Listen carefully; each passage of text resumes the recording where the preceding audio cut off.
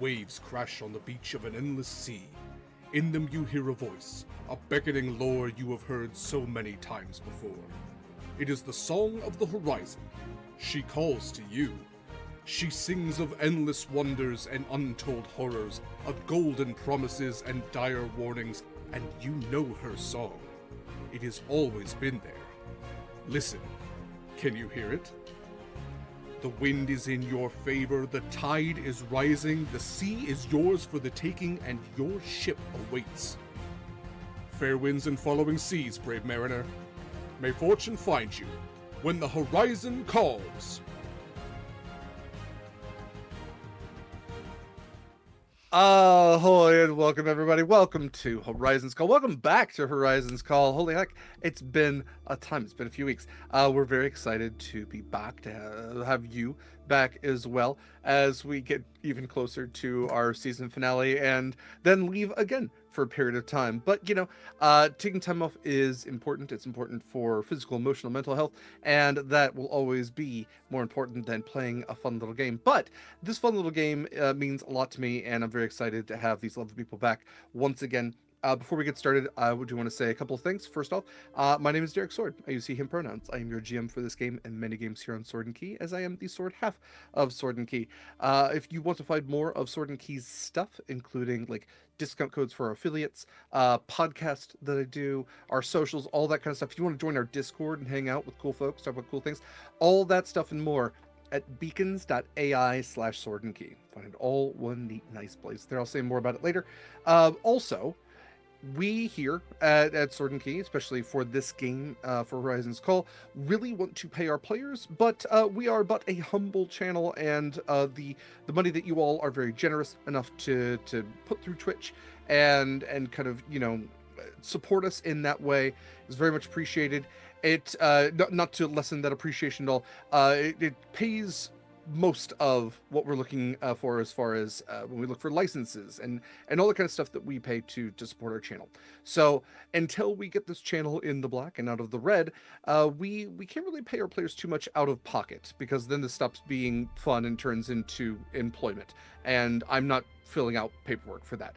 So in lieu of all of that, for the time being, we currently use Pally. Pally.gg is a tool that allows us to take anything that you are generous and able enough to tip and show that support to what we do here. We are both the cast and crew, and it evenly distributes it amongst the faces that you see.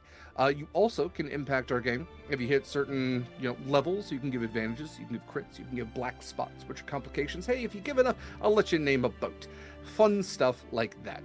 So, that is also to say that Pally is not really supporting itself very much anymore, and we will be looking for a new tool in the future. But until then, until that point, until we get our next payout or whatever that is, we are using that. We will update you when we know what we're using next. Mare,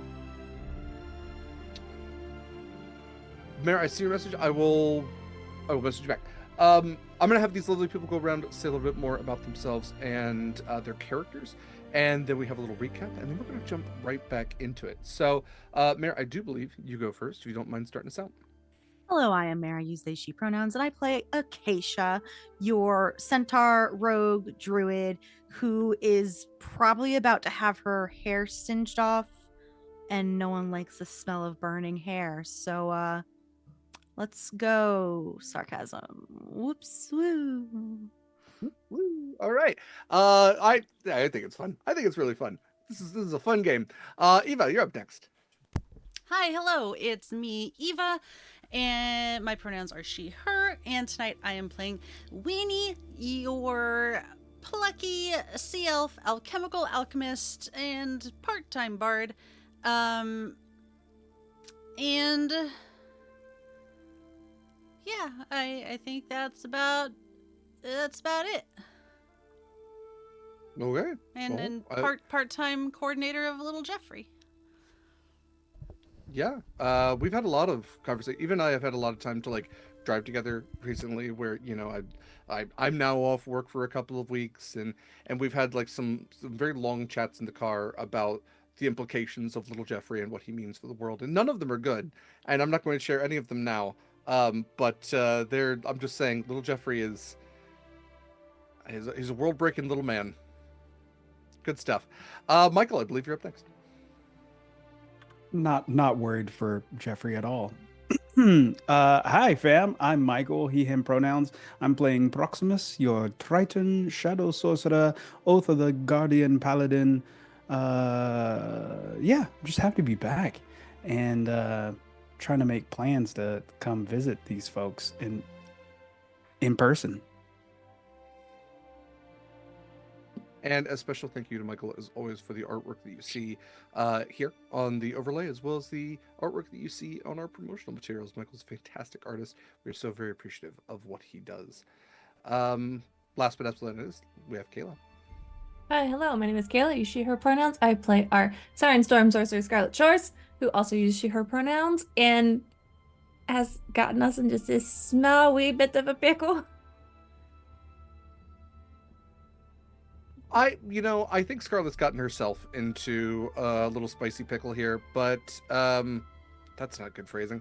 But I think that this was bound to happen regardless. I don't think that it is the singular actions of one individual that has gotten you to this battle that we find you all in. And with that, I will hand off the recap then to the very lovely Eva as we go to jump back in. So, Eva, it's been a couple of weeks. Where do we find the crew of both the Redemption and Cross's Mercy? Oh gosh. Well, the crew of the Redemption and the Cross's Mercy, I am very happy to say, are sailing happily across the seas, out of the path of an oncoming storm. And that was season 1. We're in season 4, episode 20. No, our crews are there. They're having good times. Us, the like upper echelon, I guess, of the crew. Oh, sure. Okay. Yeah. I see what you're saying. Yeah. Are well, yeah, we're in a little bit of a pickle. So look, we were minding our own business. No, sorry, that's not true either. We were minding everyone else's business. And let's see. So we made it to the ancient dwarven city of Halvaruk, and discovered it wasn't abandoned. There were dwarves who somehow survived the cataclysm, and some Durgar who joined them. And we sort of got all up in their business, but solved their conflict, kind of, right? We did good. Yeah, kind of. And we got what we were looking for. We got our ring, and instead of leaving safely, we discovered that the Azer were there to take their dwarven brethren to the plane of fire and help them if they were interested in becoming Azer themselves. They were gonna help them do that, and we went with them to the plane of fire because that's Marcus's like ancestral homeland or something. Don't look like that, Scarlett, because I mean it was 90% of the reason we were there was for Marcus.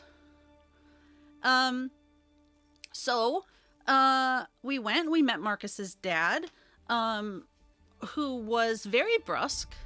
I would say nice, but I've already been called out for lying at least once this recap, so we'll skip that. Yeah,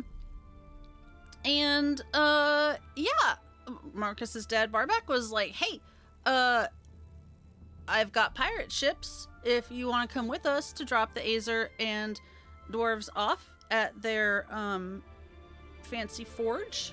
I believe it's called the Sacred Forge. Yeah, I take notes. And we were like, yeah, sure, why not? Apparently, Scarlett can just magic us back to our home plane at any given moment now, which is pretty great. So apparently we don't have a timeline anymore. Except he kind of was lying about the whole transportation thing, and apparently he'd made a deal with some fire giants, and they're not looking too kindly on us being involved in all of this. And I don't want to say that any of us got a little mouthy. That seems, anyway, let's not dwell on that. So anyway, we're kind of fighting some pirates, and we were kind of fighting some fire giants, and there's not a whole lot of pirates left, so that's good. The fire giants are just a little bit, bigger and meaner and more on fire. And I think we're kind of out of the fire resistant potions and gotta re-up on those, unless I miss my guess. And I think that brings us up to right about now. I don't know where the goats went, but I don't think Back they're to whence real they came. goats, right? I think they're just like metaphysical goats. Fae magic. Yeah, that. They're technically fae when they're summoned. I love that for them. So somewhere out there is like a satyr, goat herder who's watching over his fields, and just suddenly, boop, boop, boop, boop, 4 goats disappear and then reappear just like slightly steaming and just charred a little bit, just thoroughly traumatized. And he's like, not again. Goddamn druids! I like to think that this is like a rental situation. Rental Yeah. goats. That is very Pacific Northwest. Yes, it's goats to go. HOTTGOAT to TOGO. That's Derek, Chaperone's I'm name. begging you to make a little commercial for the ad reel. For season 5. I'll sing it. I'll sing it. Yes. I sadly have so much time coming up. Okay, let's jump back into stuff. Jesus. But I Fucking will go. say real quick, we are on the outs with Daddy Marcus at this moment. He is no longer on the I'm begging you Candletide. not to use that name for him. Ever again. Please don't call him. I don't want my dad to be called Daddy Derek, because that implies several things. Papa Marcus. You understand what I mean? Do you like? Marcus's Yeah. daddy, is that Can better? we just call him Barback? Like, he has a name. The man has a name. He's introduced himself several times. Yes. If we have to. Oh, I guess. Okay. So, Eva, please enjoy your point of inspiration. Thank you. Use I'll need it. wisely. Yeah, I Let's go will. ahead and switch up music here. Oh, Okay. that was my recap for a session that I was not actually involved in. I were do kinda have there. a super important question. I know I took a little damage, because I have it marked on my sheet. What I don't know is, did little Jeffrey? I believe so. Little Jeffrey is invincible. Yeah, I typically don't hit little Jeffrey with anything if you're not here, because I can like tally it for you, but I don't want to I don't even really like to, injure you unless somebody is directly controlling your character. Okay, so it's not like he has a ton of... I mean, I know I could write it down on a post-it note and just like walk up to you later and just like stick it to your shirt and be like, Could you imagine? But also, we know Cats that could get that sticky note's just going to disappear as soon as you leave your desk. It absolutely will. Yes, the ADHD will not support that existence of that sticky note. Nope. Okay, so you all find yourselves in combat on the elemental plane of fire. You have the ships of Barback and the rest of his fleet have come aground on this small, like, lava-pocked island. So you have these large pools of lava all around you, bits of probably what is the sea of flame, the sea of fire in the first place, because it is both living flame as well as like lava beneath. It's awful to go into if you are not a being made of that already. You have a number of Azer who have charged in on giant goats, and those giant goats have now disappeared. However, several of them are armed and armored as well as they could be by you all. Most of the Jan, the servants of Barback, have been dispatched. There is one still standing that Scarlett has convinced to join the crew as long as he helps them. So he is going to do his darndest. You have Mikyl, who is the eye patch wearing, one-eyed Freet first mate of Barback that Proximus has been knocking around a little bit. Barback and his son Marcus have been fighting each other, with Barback trying to flee invisibly and being unsuccessful in doing so. Winnie has been kind of hanging to the back a little bit, while Scarlett ran a little too far to the front and was for a time separated by a wall of fire that has now gone down. Nevertheless, Scarlett maintains an area of effect of, I believe it's Sleet Storm. It's one of those snowy effects that continues down to make the area where this blue circle is at the northernmost point difficult terrain, and they will have to, the fire giant still in it will have to roll to not fall if they go to take any movement. So there are fire giants. The two shields are the dreadnoughts, and then there is a fire hellion, which is a fire giant / infernal devil, as well as a fire giant king, who also seems to have some infernal traits, not as twisted and malformed as the hellion, though. Acacia's hanging towards the back, and I believe that brings us up to speed. So I have also trapped 2 ships. Yes, I'm sorry. Yes, that is the other thing. As the ships started to flee, Acacia was able to solidify like the lava, the sea of flame beneath them, and actually like run them aground once again. So 2 of those ships are not leaving out of the 4, I believe. Get 4 or fucked. 5. So we're gonna start with top of the order. We have Proximus going first. All right. So I rolled for my aura of the infinite seas. No one is within like 30. Is Marcus? How far is he Let's away? take a look here. Love a game where you get break out a ruler. Marcus is within 30 Yes. feet. Okay. Winnie is cool. within 30 feet as well. Nice. That is 12 temporary hit points for both y'all. Okay. Make a note to myself to step closer near Proximus on my next turn. Yes, you were Always. within 12 or 5 feet of that 30. So close. I'm gonna take 2 swipes with my glaive on. What's his name again? I'm sorry. Mikyl. You just said it. Yep. Okay. Go ahead and take those swipes.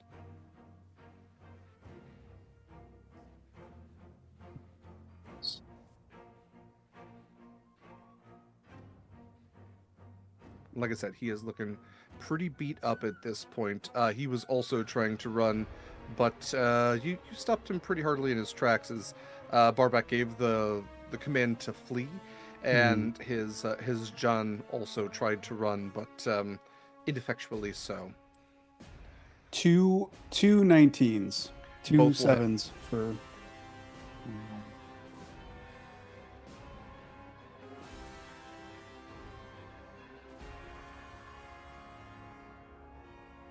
That's 13 points of slashing damage. And oh, am I rolling double 6s, double 7s? What the hell here? So the same for the second one. Okay, so 26 points of damage. Mm-hmm. How's he looking? All right. With that, let's see. That would get him to incredibly rough.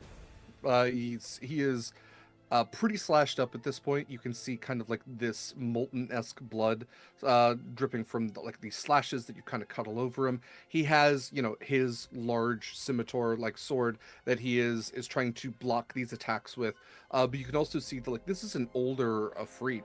I mean, he's probably lived hundreds, thousands, maybe of years, but is definitely very weathered. He has these tattoos that are very detailed all down his arms, some of them in infernal, some of them in primordial, but these kind of twisting serpents all about, and you've almost cut along into them along his arms as well, that every time he tries to defend with your pole arm, you're faster. He's bigger, he's slower, and you're finding every opening you can.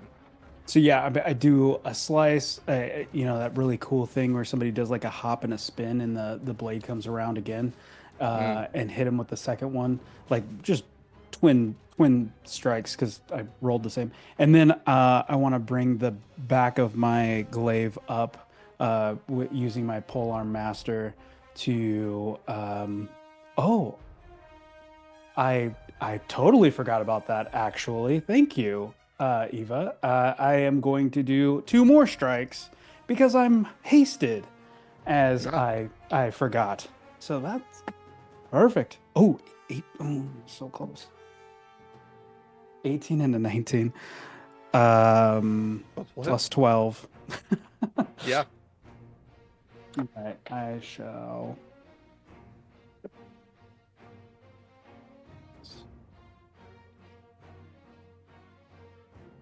Is that 15 and 15? What is? I need to go to a casino. I don't know what's going on. So 30 points of damage. I am going to use a 2nd level divine smite on 1 hit. So that's 30 plus 9, 15 points of radiant damage.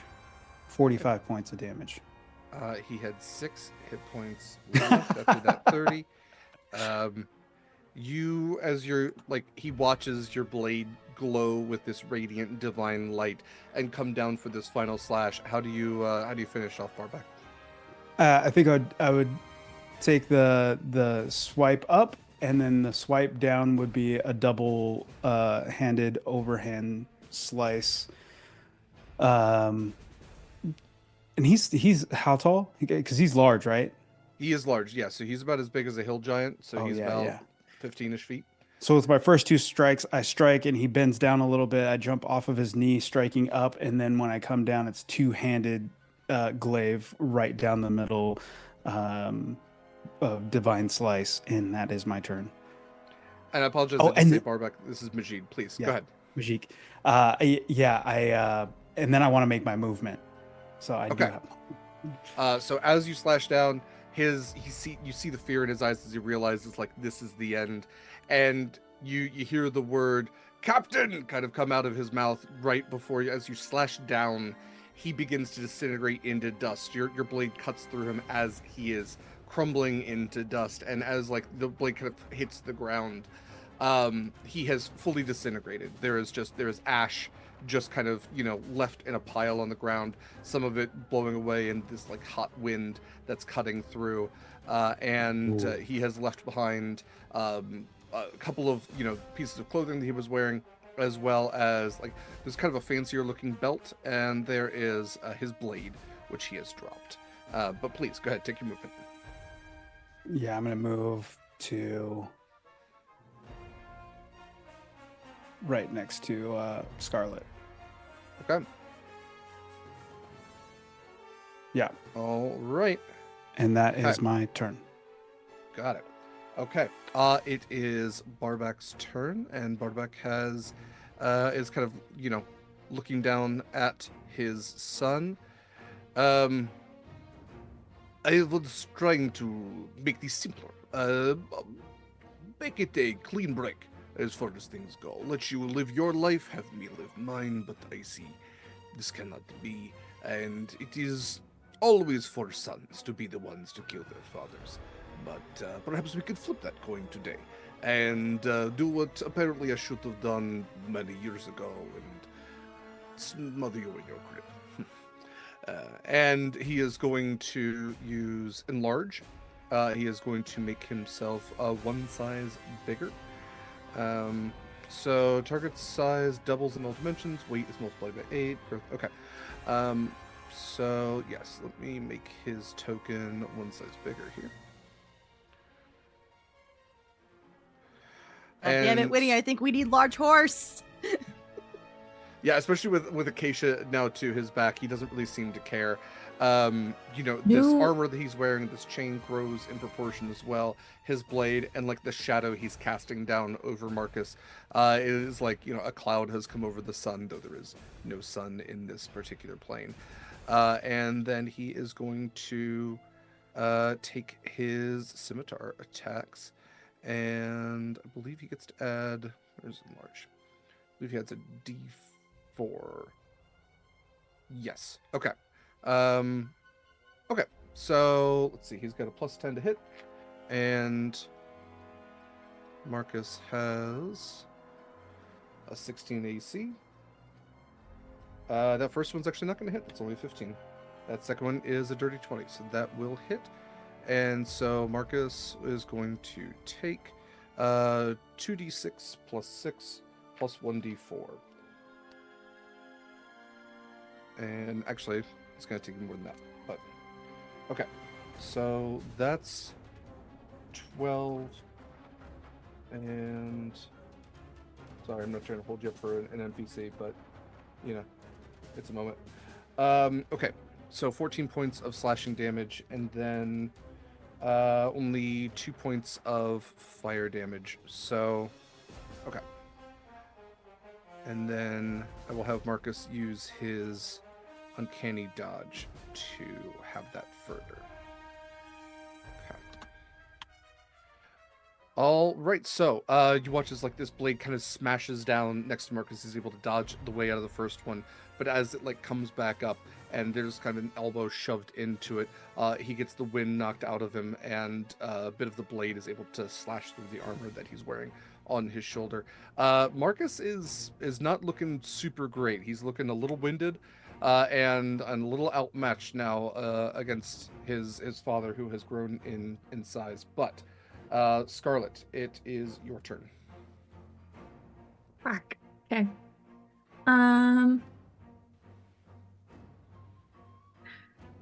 Oh God. All right. I know what I want to do. It's a terrible idea, but this is what we're doing.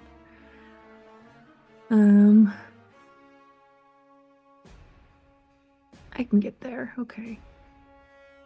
I'm so sorry. I literally just said I need to get closer to Proximus, and now I'm running away.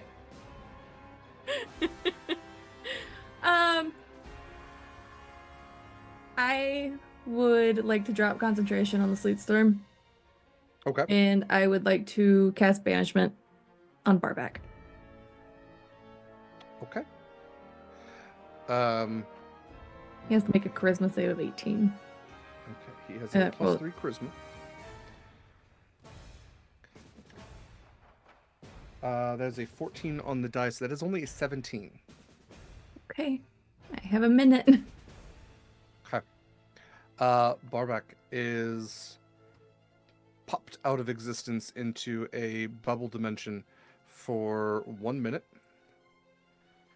I will, let's see. I was going to put the no sign on him. Not here. All right, Scarlett, anything else for your turn? Nope. That's all I got. Okay. Great. In that case, then we go to Winnie. You can also take down the blue circle on the map. Yes, I'm. Okay. I don't have access to Bowie's token. And little Jeffrey's not on the map yet, right? Is he on Bowie? Yes, the invisible dog. I'm sorry. I thought you meant the Kraken mascot, and I was really confused that you had changed somebody's name, and I wasn't getting a Could joke. Do you friend. imagine? Yes, let me put little Jeffrey and Bowie Okay, on. I've got little Jeffrey.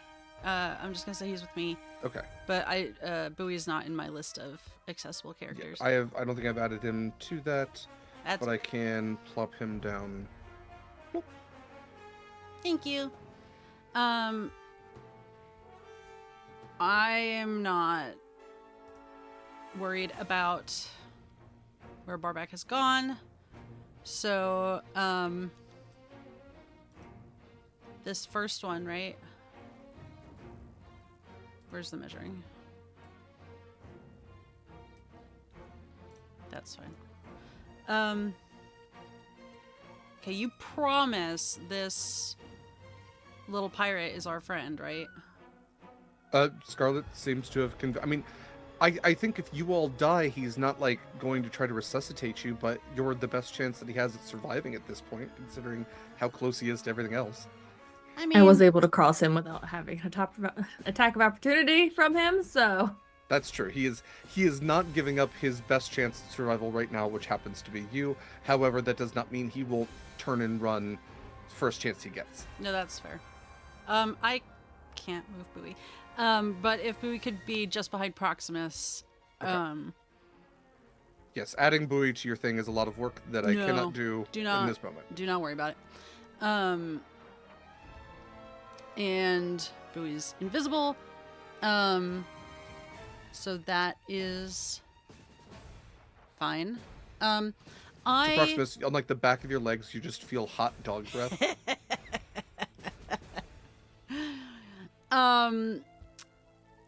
It has been a hot minute. I can still cast spells as long as they're not other concentration spells, right? If I'm concentrating on something, perfect. You can cast cantrips. Yeah. No, you can cast any spell as long Any as it's not spell concentration. Okay. Okay. But if you have cast a leveled spell already in one turn, No. But like I Yeah. cast haste on Proximus like last Turns turn. ago. yes, then Yeah. you can cast any other spell as long as you haven't. Perfect. Yeah, as long as it's not going to break your concentration. Kayla, you said that Scarlett wasn't doing so hot. Does she actually look like shit, or is she just like?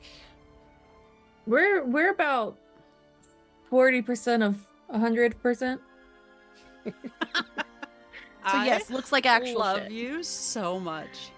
She's not doing too hot. What's really weird is Kaila describes herself that way too. Little Jeffrey is going to come Just up holds up a hit point counter. and touch you gently on the cheek. Just like, oh, you sweet thing. And cast, Death Ward. Which, coming from him, is probably going to be like a little electrical tingle. So Jeffrey playing "Kiss from a Rose" by Seal comes up, caresses your cheek, shocks you a little bit, Yeah. just winks with like a way too mechanical click, like the way that like animatronics. A camera do, where it's like, shutter. yeah. Yeah. It is basically I just like took a picture little... so it would last longer. I love him. He's everything that's wrong with everything.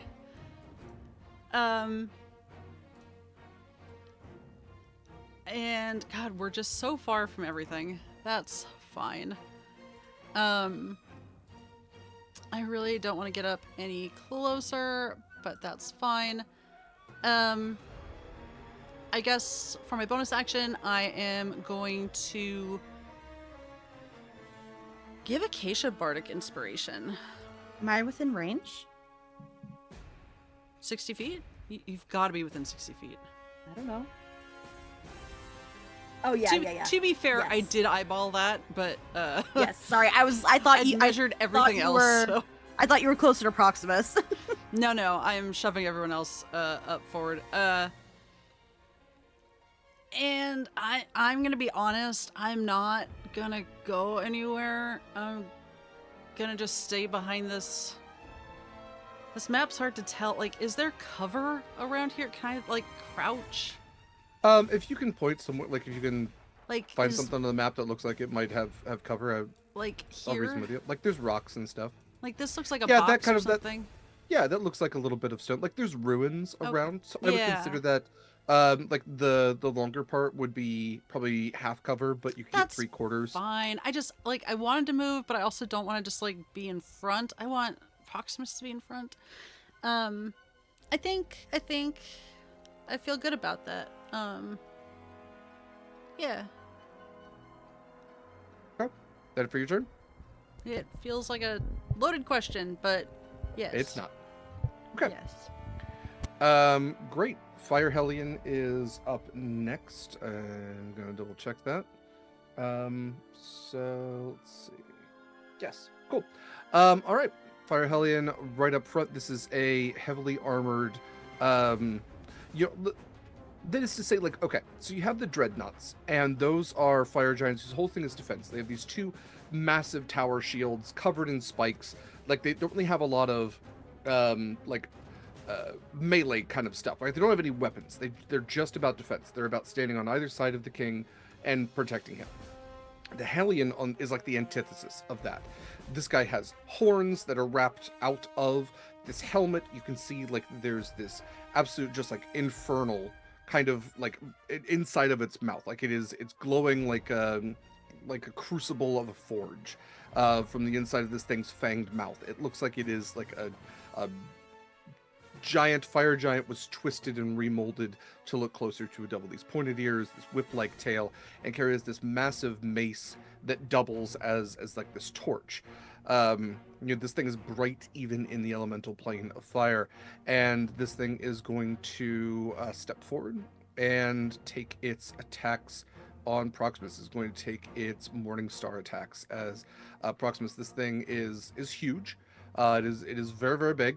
And it is going to loom over you, try to kind of just scare you a little bit, and then it's going to try to smash you into the ground.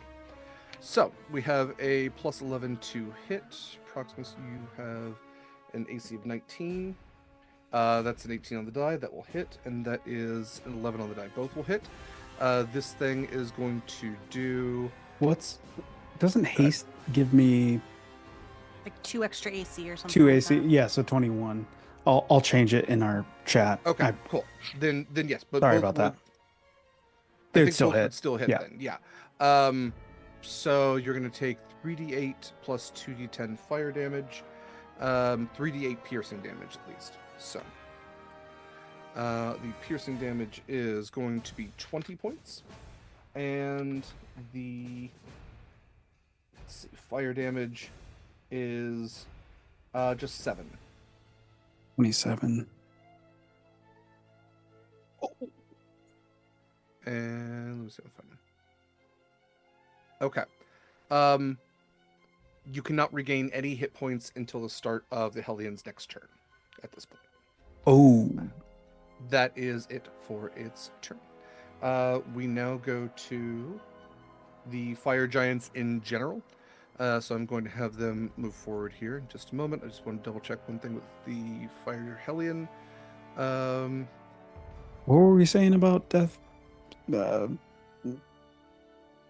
rolls?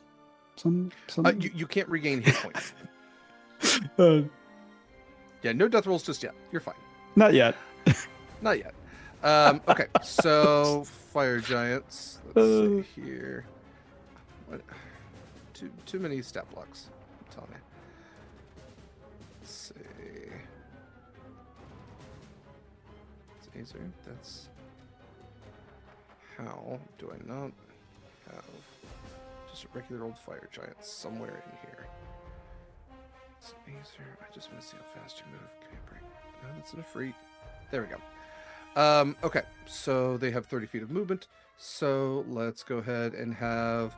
Let's see, that's 5, 10, 15, 30. We'll have them move forward, and then the rest of them are going to line up accordingly. I'm going to have them kind of give a little bit of space here. And they're going to try to make as much of a protective circle around this king as possible.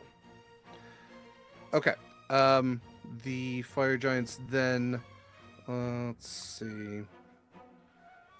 I'm going to say that they all prepare to attack if they're going to take the what do I say?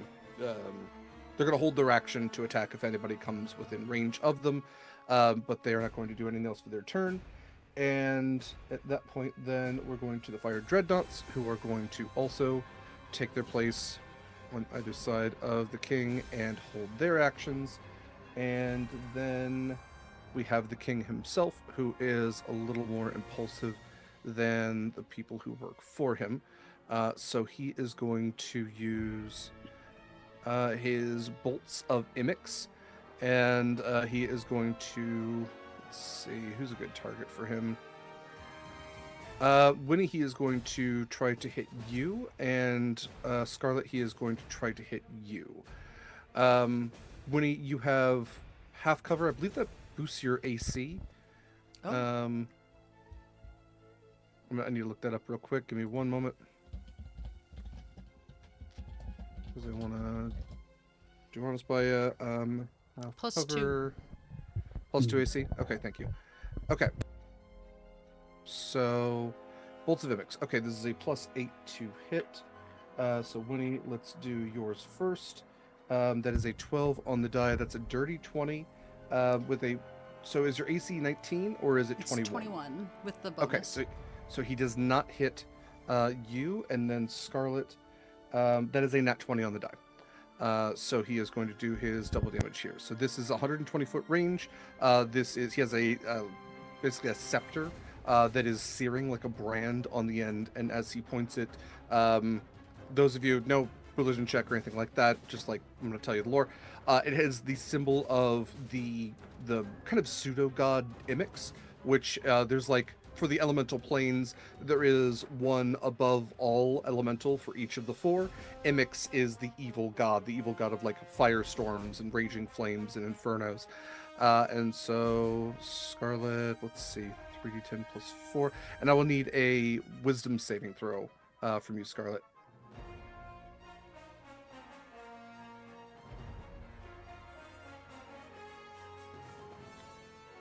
Oh, well, that's a 15 plus 8, so I'm not actually too concerned over that one. I think you're So, okay. You are 23? not afeared, so that's good. And you're only going to Maybe. take 14 points of fire damage. Oh. We're a little bit low on that. Good. So yes, like this bolt of fire comes like searing towards you, and then it kind of hits you in your chart a little bit, but you're like, Like, it still hurts, but you're like, oh, I'm still up. Okay. You've been sleeping next to a fire genasi for a while now. Like, if anything, you probably should have fire resistance. More annoyed. Unfortunately, it doesn't work that way. But yes, you're not frightened, and the damage was actually pretty minimal on that. With 3d10, I rolled 5, 4, and 1. So And I still on the hold lower my side for all three. concentration on banishment. With that is it for the fire giant of evil fire, or the king, the fire giant king. Cool. Up next, we have Acacia. So Barback is banished. Banished, correct. In that case, we lost our fire resistance, right? Nobody has fire resistance right now. Do we have a mechanical thing for that yet?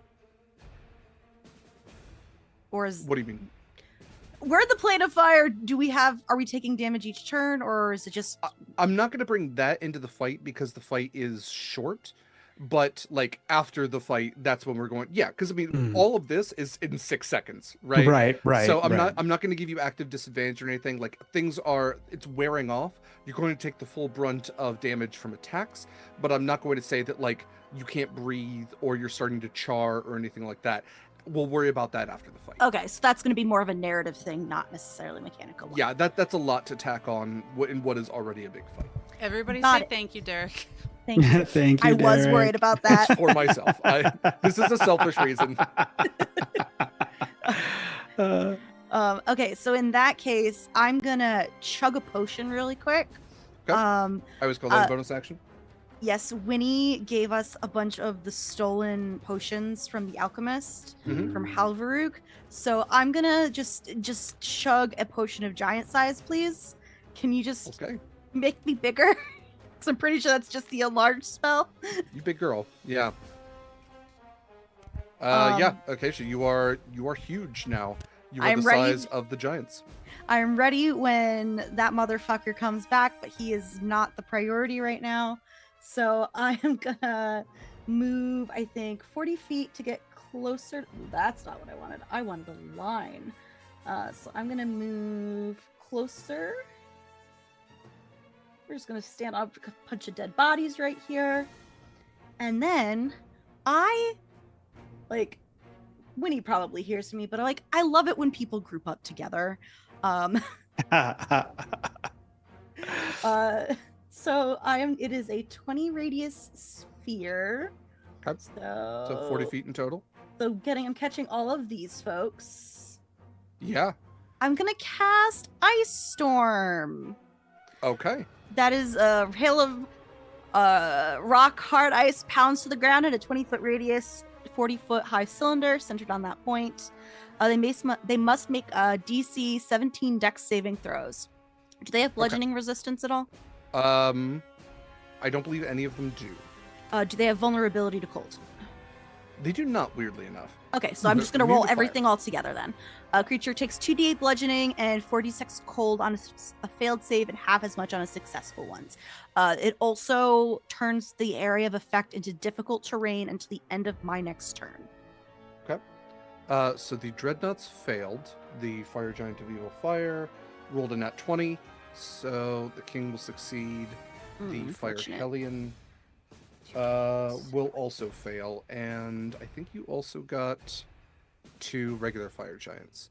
So they... Yeah, it's basically that set of 6 right in the middle. Sure. Is what I was able to get. Got a 12. Yeah, I don't believe... So I think the only person that succeeded was the King there at the top center. Otherwise, everybody else failed. Cool. Love that. The damage is, according to D&D Beyond... Oh, I got a lot of 5s and 6s. 30 points. 30 points. Okay. Dang. Yeah. Get him. Get him! Get him. That's fucking right. And I am also now Lorch.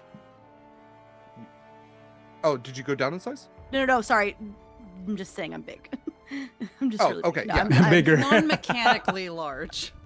Yes. I am huge.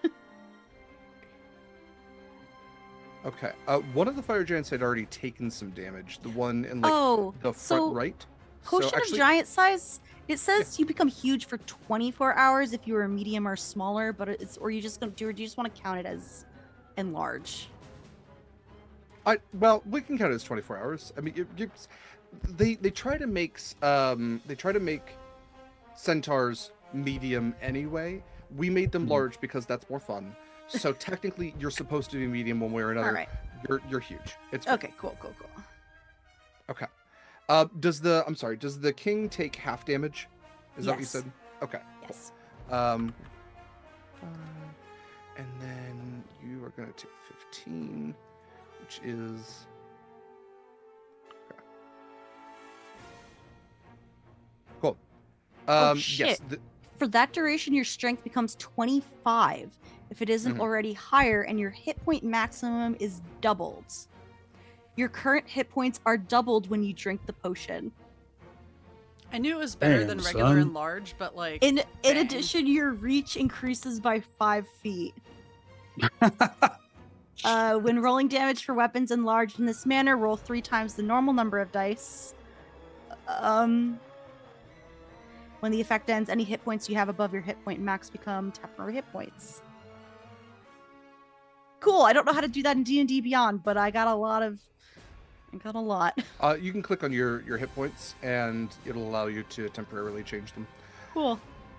Fantastic. Yes, the 2 front Fire Giants, regular Fire Giants, are looking a little rougher than the rest. It is the singular John's turn, as Scarlett has gone running off, and he is basically right behind Proximus, right behind an invisible dog, not that he knows that.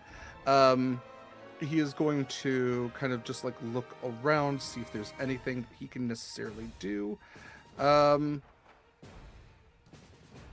Let's see. Not really. Okay, he has only fire attacks. Go figure. So he is going to go kind of running back towards Scarlett, since she is the closest thing to an ally that he has at least identified, and get his way out of there.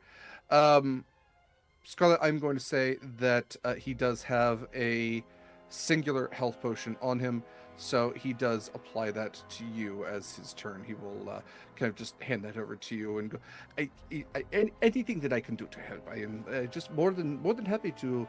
Do you want me to go and prepare a ship for us? I can go back to the ships if that's something that you would like. I would like that personally.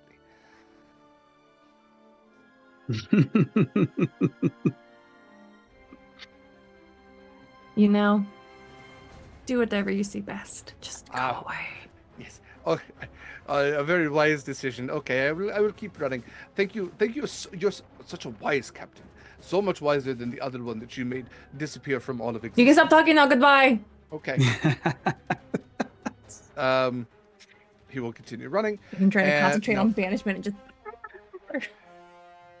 It Oh. is the Azer's turn. They, looking at how they are severely outmatched, are going to start moving back as well, and going back to the ships, as they saw also a little bit of a place where they could be a little more helpful. They saw that Acacia had grounded a couple of them, and that a few others were trying to push back, even though they had anchor chains in the ground. So you watch as the Azer, now kind of flooding out of the ships, are actually holding onto these like long black wrought iron, or some sort of metal that doesn't melt in the sea of fire. They're actually like literally trying to pull the ships from going back into the sea, and leaving with still some people on board. So the Azer will be focusing on that. That is going to be their turn, and we come back to the top with Proximus. All right.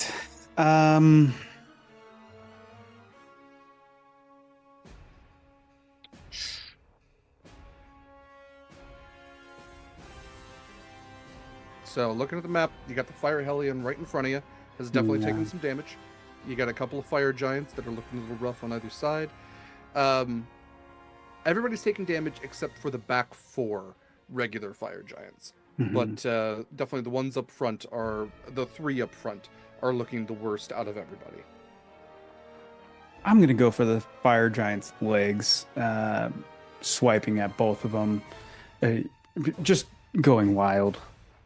So 4 swipes with the glaive. That is a 30. That is 17. Does 17 hit? Imagine if I said no to the 30. I 17 know, does right? not hit. Okay. That is a 25 I'll do it. and 15. So 15. So 2 of them hit. 2 hits. I will do a level 3, 2 level 3 divine smites on that also. Okay. Plus 7. So it's a 17. Oh, I should breath. Are you writing this down? Because I Yeah, you got 17. 17. Yep. 17 and a 10, so 27. 27. Regular slashing. That too. Slashing, What's whatever. the difference? Yeah, I mean, come on. Oh, that was really I low. never see a recipe that tells me to slash the tomatoes, but I So 9 points of. I rolled really low on my radiant damage. Okay. Oh, that's better. Come on. Okay. That's 10, 18 points on the second radiant damage, or divine smite. Okay, so it was 9 plus 9. Mm-hmm. Okay. I tell you what, for the sake of this Hellion, I think it is narratively fun, especially since you are using radiant damage, that radiant damage be doubled. So I'm going to double your radiant damage to make that, was that 36? Mm-hmm. Okay, so it'll be 36 plus 27. Okay. So he just misses on one and then slices down on like the calf of one and then goes for the knee on the other leg. Get down to my size. And absolutely, you see the slashes that you're leaving, especially with the radiant damage, are still kind of glowing. It's almost like it's cauterizing the wound that otherwise would again have that like glowing molten blood coming out. And I'll tell you right now, the Hellion looking a lot rougher than he did a second ago. If he goes down to his knee, I want to grab him by his his shirt or like his armor and pull For him sure. towards me. Yes, he has maintained his stance so far. At least mechanically he's not prone or anything like that. But Yeah. definitely looking a little rough. So with that, then anything else for your turn? No, I'm gonna stand there and then because I'm gonna need it. Anyone Okay. within 30 feet of me, I think that does hit Winnie now. Yeah, I think you've got Winnie and probably Scarlett too. And me, I think I'm within 30 feet. now. Yeah. I think Oh that's yeah. true, yeah. You do. Okay. Yeah, you got everybody. So that Or, is Marcus back there. 11 temporary hit points. Okay. Hell yeah. All When right. you can get it. It does not stack though, right? Does not stack. Yeah. If you had it before and you had 12, then just take the 12. Cool. Okay. And that's my turn. Beautiful. Barback is up next. In his pocket dimension, he is making fart sounds with his armpit. And so we move on to Scarlett and Marcus. Wish I could do that. We learn something new every day.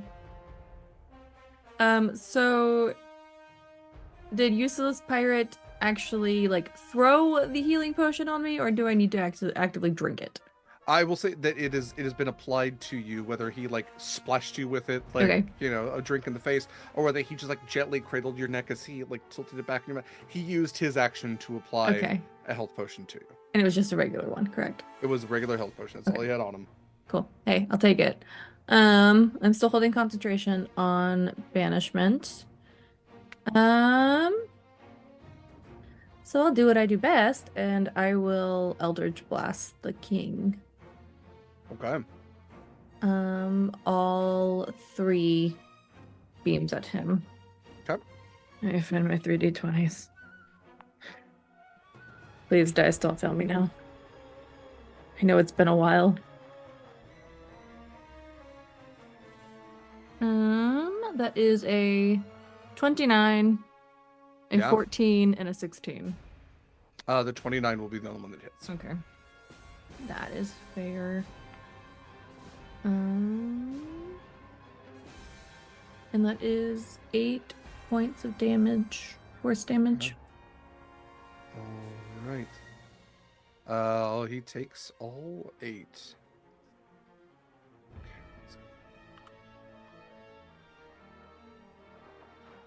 McAfee, not now.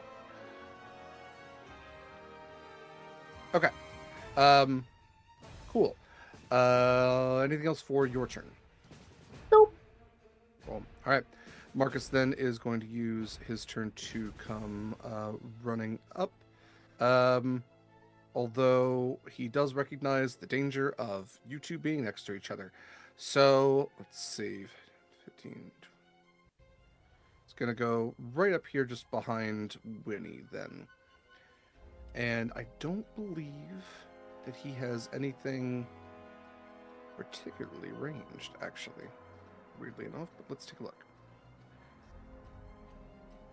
He can produce flame. That's probably not the best idea right now. He has flame blade. I tell you what, he is going to use his second wind to regain some hit points. Now that Dad has disappeared for a minute, he's not going to stand there for a whole minute and wait when there's other things to do.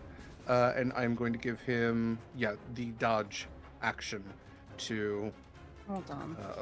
avoid any incoming damage, and then second wind. So he will regain. Can I give him? Can I pass him a potion when he runs by? Sure.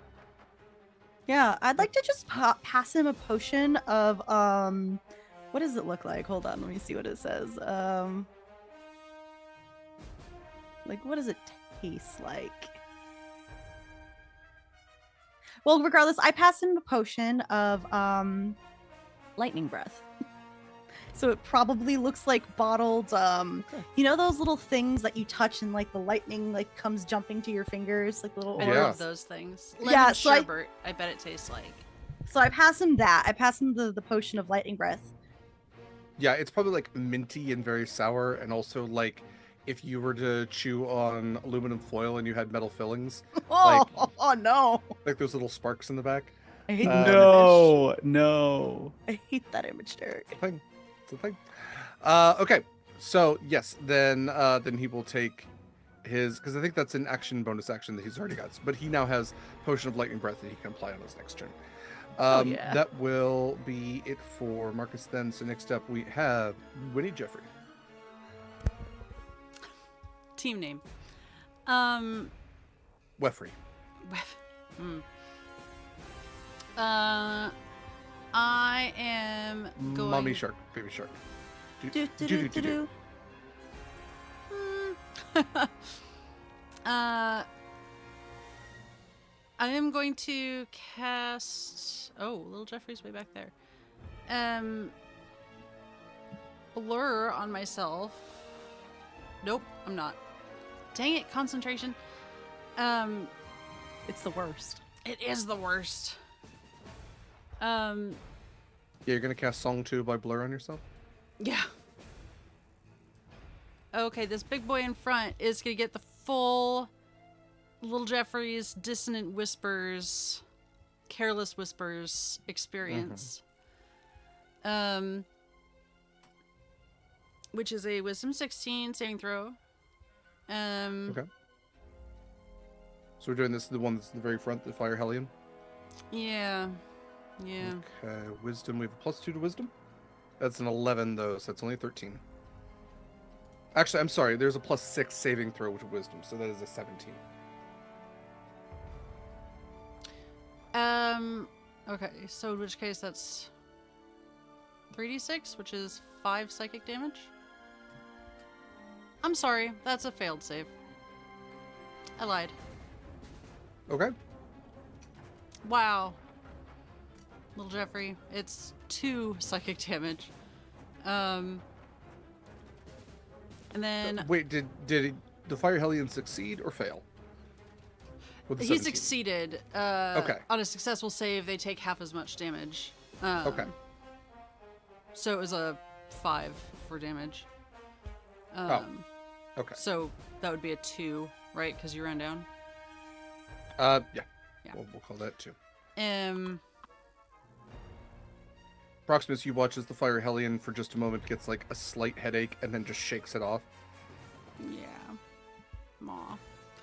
And then additionally, feeling like that was a success, Little Jeffrey is going to, I mean, I know that's my action, but whatever. He's got the boombox.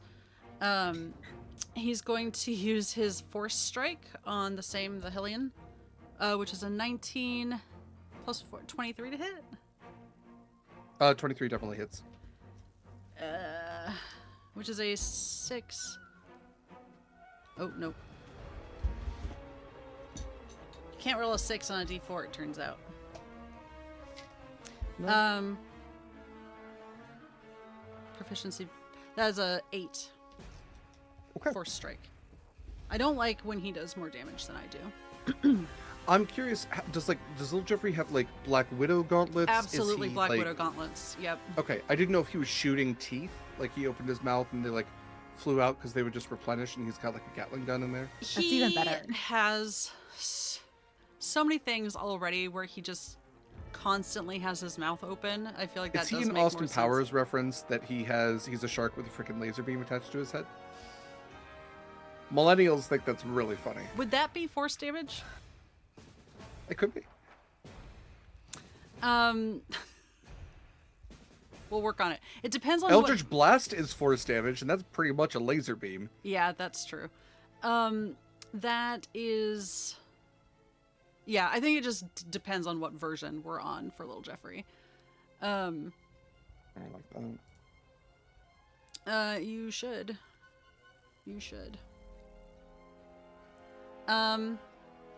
Is Proximus still under not being allowed to regain hit points? We have not gotten to the Hellion's turn, so correct. Okay. In which case... Can multiple creatures have bardic inspiration at a time? How many bards have I played and I've never actually considered this? Oh, I just You- realized you gave me a bardic inspiration. Yeah, because I was like, if someone has had bardic inspiration and hasn't used it yet, I can still give someone else one, right? That think seems to make sense. You can inspire others. Bonus action. It just occurred to me I could just like read the whole. That's what I'm doing. Creature. Yeah. It doesn't say you can't. Yeah. A All right. creature can only have one bardic inspiration die at a time. But you but can if have you have- multiple creatures. Yes. Okay. I'm just gonna go down the list. Proximus has haste, so I'm gonna give it to Scarlett. And then that will be it for my turn. I'm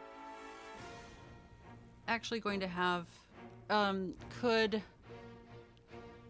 Bowie move within 5 feet of me? Like, I don't know. Yeah. Good enough. That's all I got. All right. Next up then is the Fire Hellion.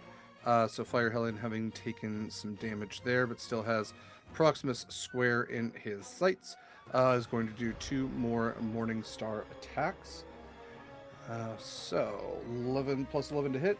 That's a 14 on the die, so that is definitely it's 25. It's another 25. 2 11s in a row. Can I? So It might work, it might not, depends on what you roll.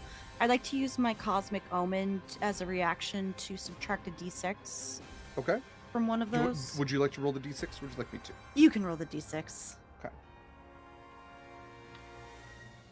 That is a 5 on the die, so that only makes one of them a 20.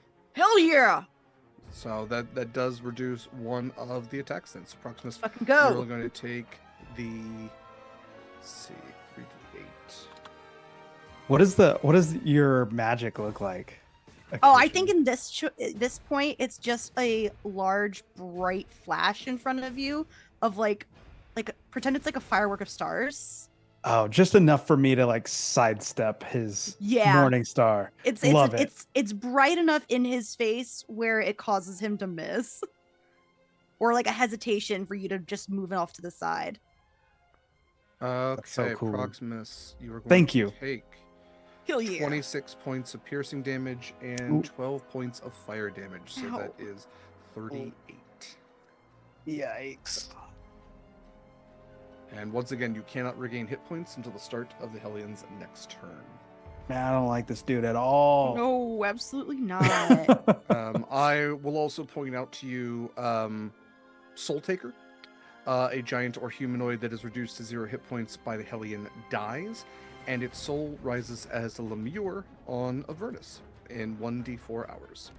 If you are not revived by then, you can be restored to life only by a wish spell or by killing the lemure and casting true resurrection on the creature's original body.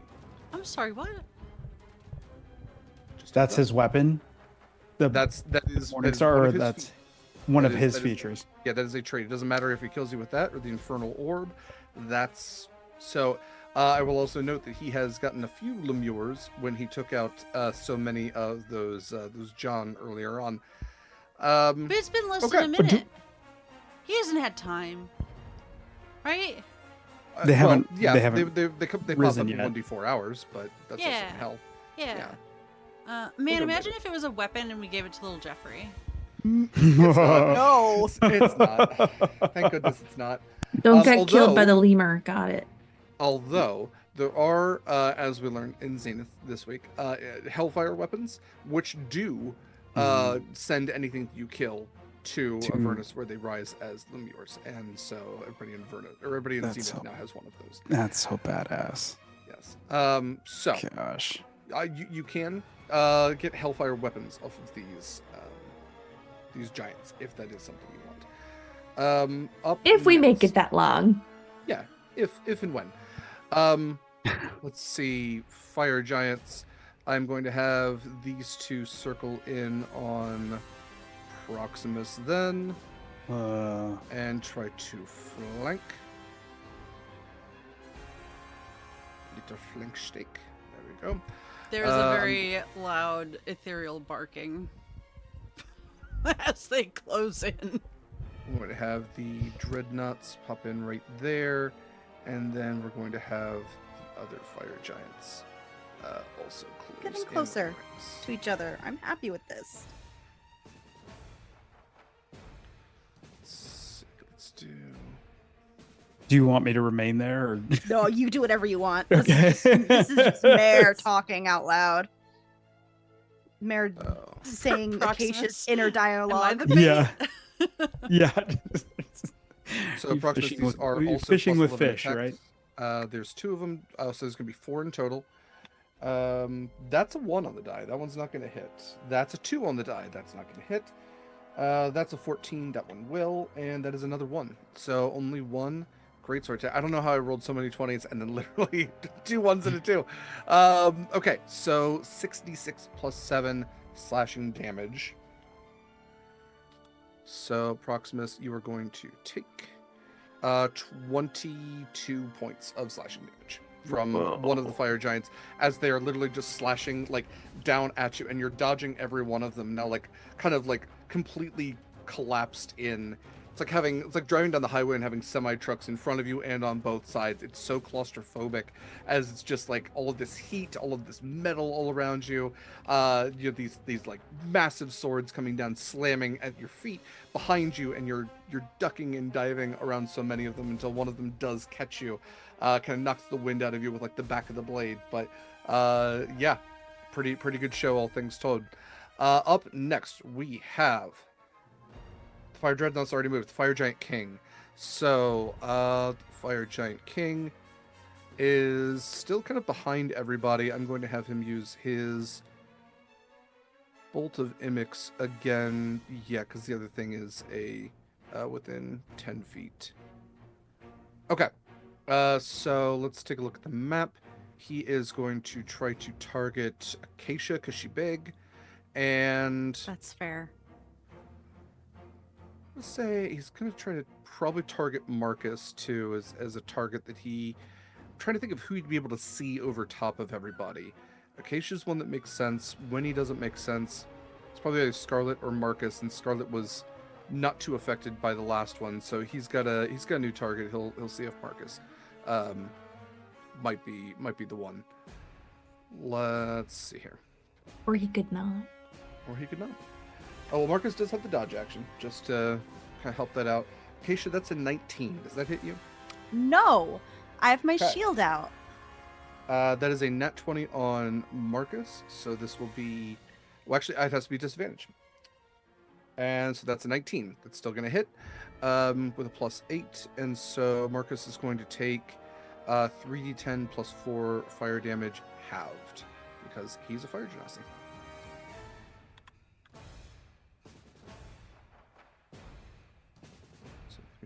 Okay, so he's actually only taking 8 points of damage. And let me roll for him to see if he is frightened. Most certainly not. Okay. So Marcus, very much like you, Scarlett, like takes a very small amount of damage from this. Like some of it is even absorbed into him. All it did was take away the temporary hit points that Proximus had given him, and what was left of those. And so, yeah, he seems totally fine, and the king is kind of frustrated with that scenario. So we go to Acacia. Me. So part 2, Electric Boogaloo, Ice Storm again. So this time I can hit everybody except those 2 that are around Proximus, because it's 20 feet.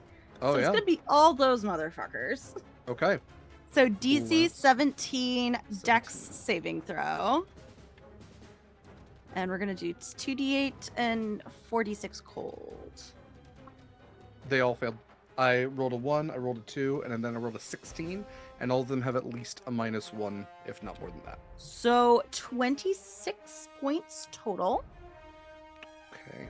And since I have my little cutie mark right now, that is an archer, I am going to use it to cast a spell on the asshole that can turn people into lemurs. That's Okay. right in front of Proximus. Where is Mhm. it? Bonus action, you can make a ranged spell attack doing 2d8 plus 4. So that's going to be plus 9. That's only an 8 plus 9, which I think is what, 17? 17. Yeah, 17. Okay, so that's damage that it took No, that's 2 hit. to hit. Okay, I don't believe a 17 does hit, but it is very close if you would like to use an advantage or anything like that on it. Yes, I'm going to use an advantage. I got a lovely advantage from Valdrian, so I'm going to use that. I got an 18 on the die. That will do it. That is going to be a total of 15 points of damage. 15 points of damage. Okay. This Hellion is looking incredibly rough at this point. The one that has been smashing Proximus in the face. Yes, the one with the horns and the heavy Morning Star, looking pretty rough right now. Absolutely. All right, good to know. Thank you. Let me finish up dealing out that damage to everybody. Let's see. That's what did you end up with? Okay. Next up, we have. Let's see. Here, there we go. The John, who is going to continue running towards the ships, running past the Azer, who are still trying to pull on the chains, and is going to try like climbing up into the ship, just totally missing the point.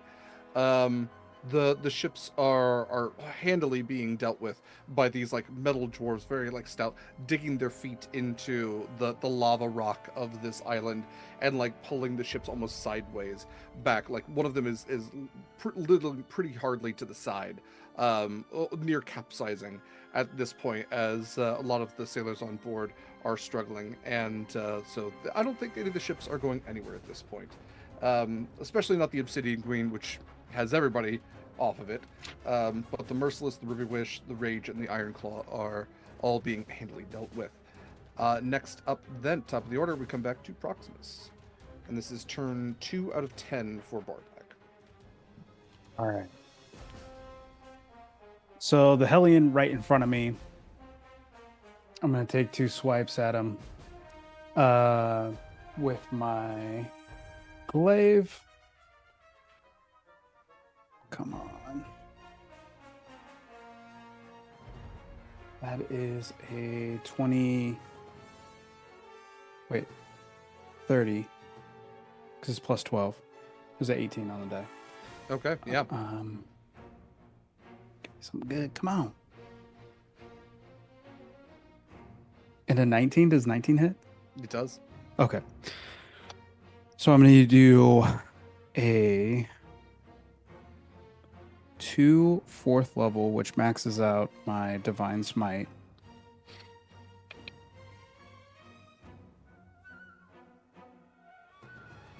Ooh. What am I rolling? Come on, guys. Get it together.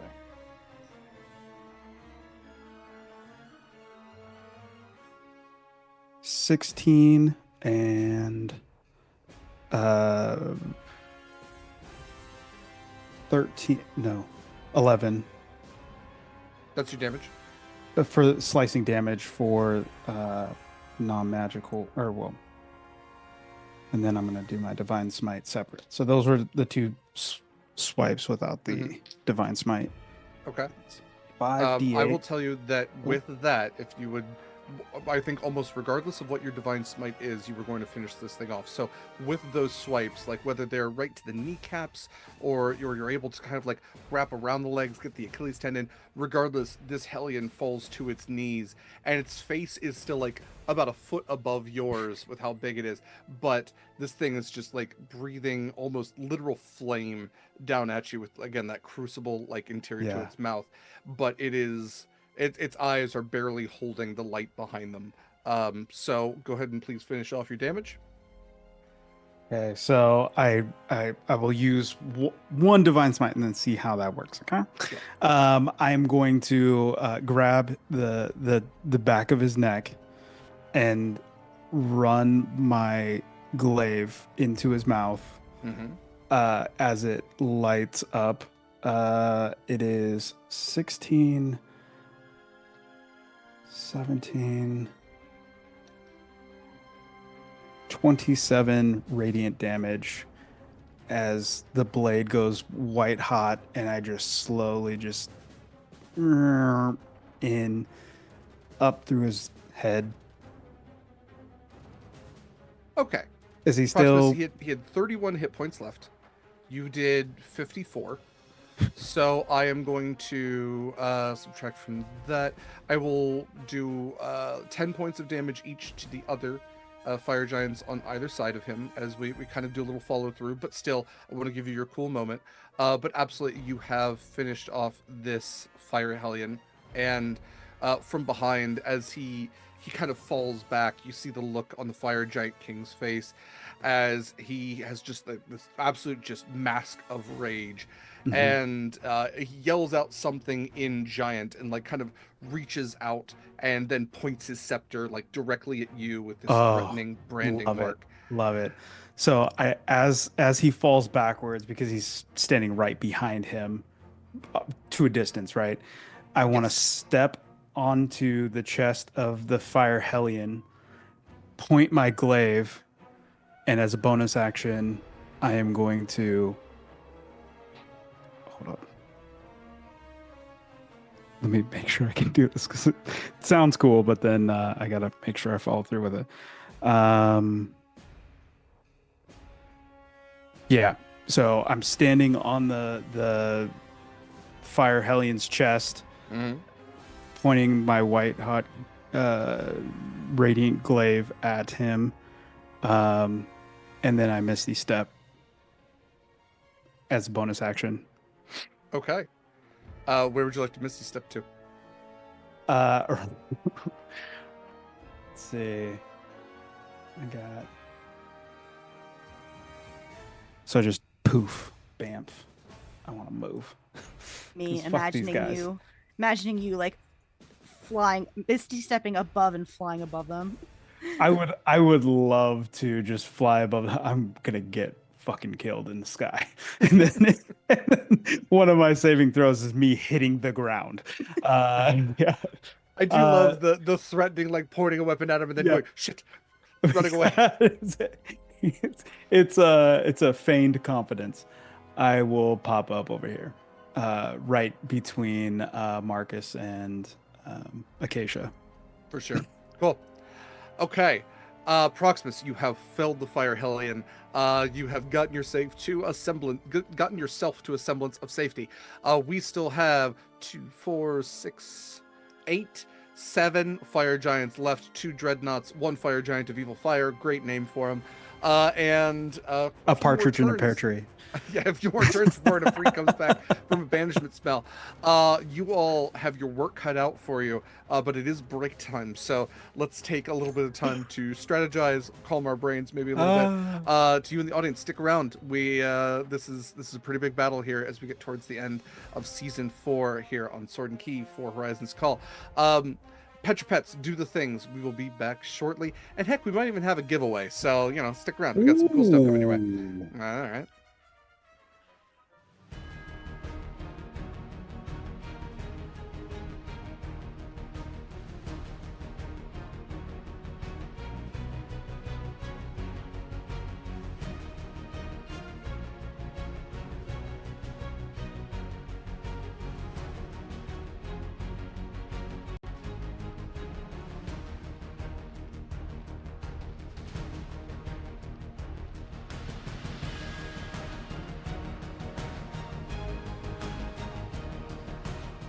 Ahoy and welcome back, Avast and all that. Hi, welcome back to Horizon's Call here on Sword and Key. We are going to jump right back into combat here. We have our party facing off against a small contingent of infernally powered fire giants as they fight for their freedom and their lives in the elemental plane of fire.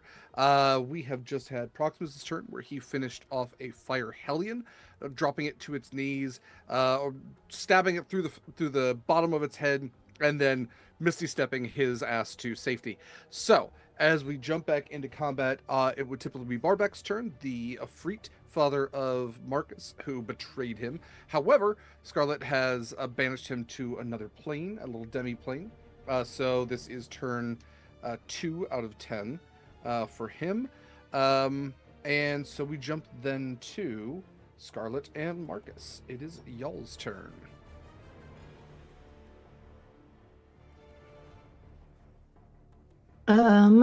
Considering I'm still holding concentration, I am going to do what I do best again and hit the king with Eldritch Blast, all three of them. 22, a nat 20, 23. All will hit, plus double damage for one of them. Very nice. Hell yeah. That one rolled cocked and on the other dice. I should probably move those. 4 damage for one of those. Okay. 9 damage for one. And the doubled one, if I can find my other d10 in my hoard of dice. 8. Okay, so 13 plus 8, so 21 in total. Very nice. Very nicely done. And with that, okay. I will tell you with that, the Fire Giant King has, like, out of mechanics, out of character and everything, but has dropped below 100 hit points. Still has quite a few of his soldiers around him. And I'm going to take a look at one of them, by the way. So...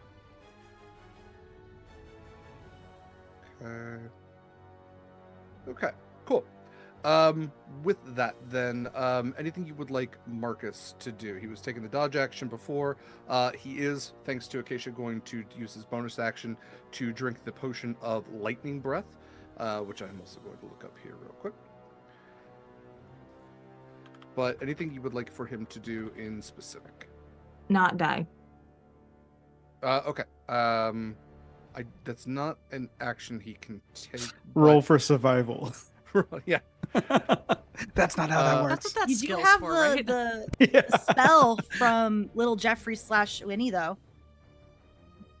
But that's on me. Oh, Yeah, it's on yeah. you. Yeah. Yeah. Oh, I did flip a mental coin since they kept like alternating who was going down last time, but You never know. No, because I that's have gust exactly damage. one healing spell for instances like this. Whoever goes down first. Hopefully it's Marcus, not me, because then I can't cast it.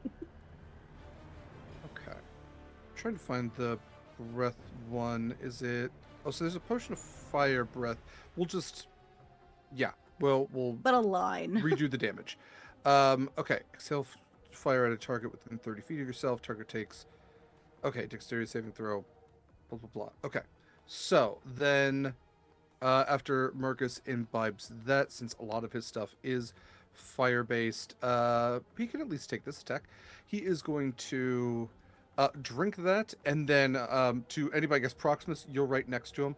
A lot of like the red and oranges that typically glow on Marcus's fire genasi will start to kind of like spark and turn blue, and you're going to actually like Proximus. You're a fish man, so I don't know if you actually have hair. That's up to you. But anything might like any hair you have might stand up on end, being this close to him. Acacia, even you, like your horsey hairs begin to stand on end on your centaur body, and it's like all of the static electricity just kind of presses outward and then consumes in, almost implodes, and he is going to shoot a straight line of lightning breath at this fire giant ahead of Winnie there. That fire giant fails its save, and so it is going to take, I think it was 46 lightning damage. It's fucking down. First 3 times or when 1 hour has passed. Okay. That is he's going to have 2 more charges of that.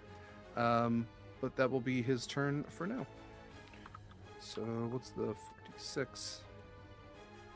So 15 points of lightning damage. So when you will watch the fire giant in front of you get blasted with that. And with that, Winnie, I believe we are to you and Jeffrey. Yeah, but you gotta say it right. I have to say what, right? Get blasted. It's not that game. This is a different game. But you gotta cross promote. I have to cross. Okay. Hey, Tuesdays, starting in the new year, come watch Gate Night on Tuesdays, 6:30 p.m. Pacific time, where I play Aegir Thunderbomb, a warlock who uses Eldritch Blast. Get blasted. With that, Very nice. Winnie, Very nice. it is now your and Jeffrey's turn. Yeah, thanks for that. Thanks for the reminder. This is buoy erasure, and I'm not gonna stand for it. And Bowie's invisible. I can't see him. buoy exists. Oh, speaking of which, this is what I've been meaning to ask you all game. There's nothing like invisible or visible on the ethereal plane that like isn't shown on this battle map, right? I don't. There is nothing that is invisible on the ethereal plane. I don't think Barback would be on the ethereal plane. I think he's in a separate pocket dimension on the astral plane. Okay. And But no no, there's illusions. nothing on- No, Okay. not at this time. Okay. We're gonna do. Oh God, spellcasting ability. Oh, jeez. Okay. Bowie's gonna attack the giant in front of it. Okay. Him for a nat 20, which is 25. I'm assuming that hits. Well, nat 20 automatically hits and does double damage. Yeah. And that damage is 20 doubled for 40. Piercing damage. Okay. A Dang, reminder okay. that this ridiculous creature can't be harmed. Oh, I'm I very love aware. him. Thank you. Yeah. I also love. I don't understand him, but I love him. He's perfect. Those of you who can't see Bowie, the invisible faithful hound, would just watch as like giant jaws, invisible jaws, compress the metal breastplate of this giant, and like he cries out in pain and almost is like doubled over. He's like leaning on his sword as he looks like he's barely holding on at this point. And with that, In that case, let's go for the emotional damage and have little Jeffrey attack with his little Black Widow laser teeth. yes, I don't know why you have to make me say it like that. I nobody's making you say that. Um, Also, I should have said this when we came back, and I apologize. The stuff coming back is sometimes too much for my brain. We're doing a giveaway right now. We raised enough money for PCRF throughout the games for Journey to Book's End and for Zenith and a number of other mini campaigns for Palestine Children's Relief Fund. But one of our favorite tea shops in the Pacific Northwest, Friday's Tea, has been very generous to give us a $20 e-gift card. You can enter by typing #fire in chat. And there is an abundance of tea that Friday makes. Friday is, actually, I would say just a master tea crafter. It's very interesting. She actually has synesthesia, so sometimes sounds will taste like flavors. So if you ever like go into the shop and want to see if she can make a tea that tastes like your name, that's maybe something she could do. I'm not going to absolutely say that because she has autonomy as her own person. But if you are into nerdy stuff like Game of Thrones or that one pirate show that Taika Waititi was in that I can't remember the name of, Our Flag Means Death, or Firefly, or Lord of the Rings, or really like almost any property, there are teas flavored to concepts and characters from that. So you're sure to find something you like if you like tea even a little bit. So again, #fire in chat to get that $20 e-gift card. I'm so sorry for interrupting your turn, Eva. Please continue. It's fine. I'm going to use my recap inspiration to re-roll that for little Jeffrey anyway. Beautiful. 15 to hit. Who were we hitting? The same giant that Bowie That will did. not hit. Little Jeffrey, I'm not saying you're a disappointment, but I am disappointed. That's fine.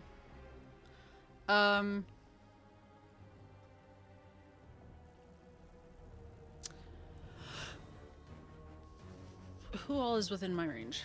Alright. Not you, not you, not you. Not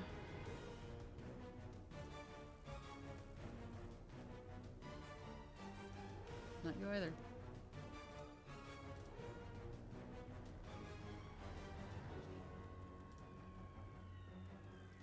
I think we're just gonna have to go with another Dissonant Whispers then at 2nd level. Same.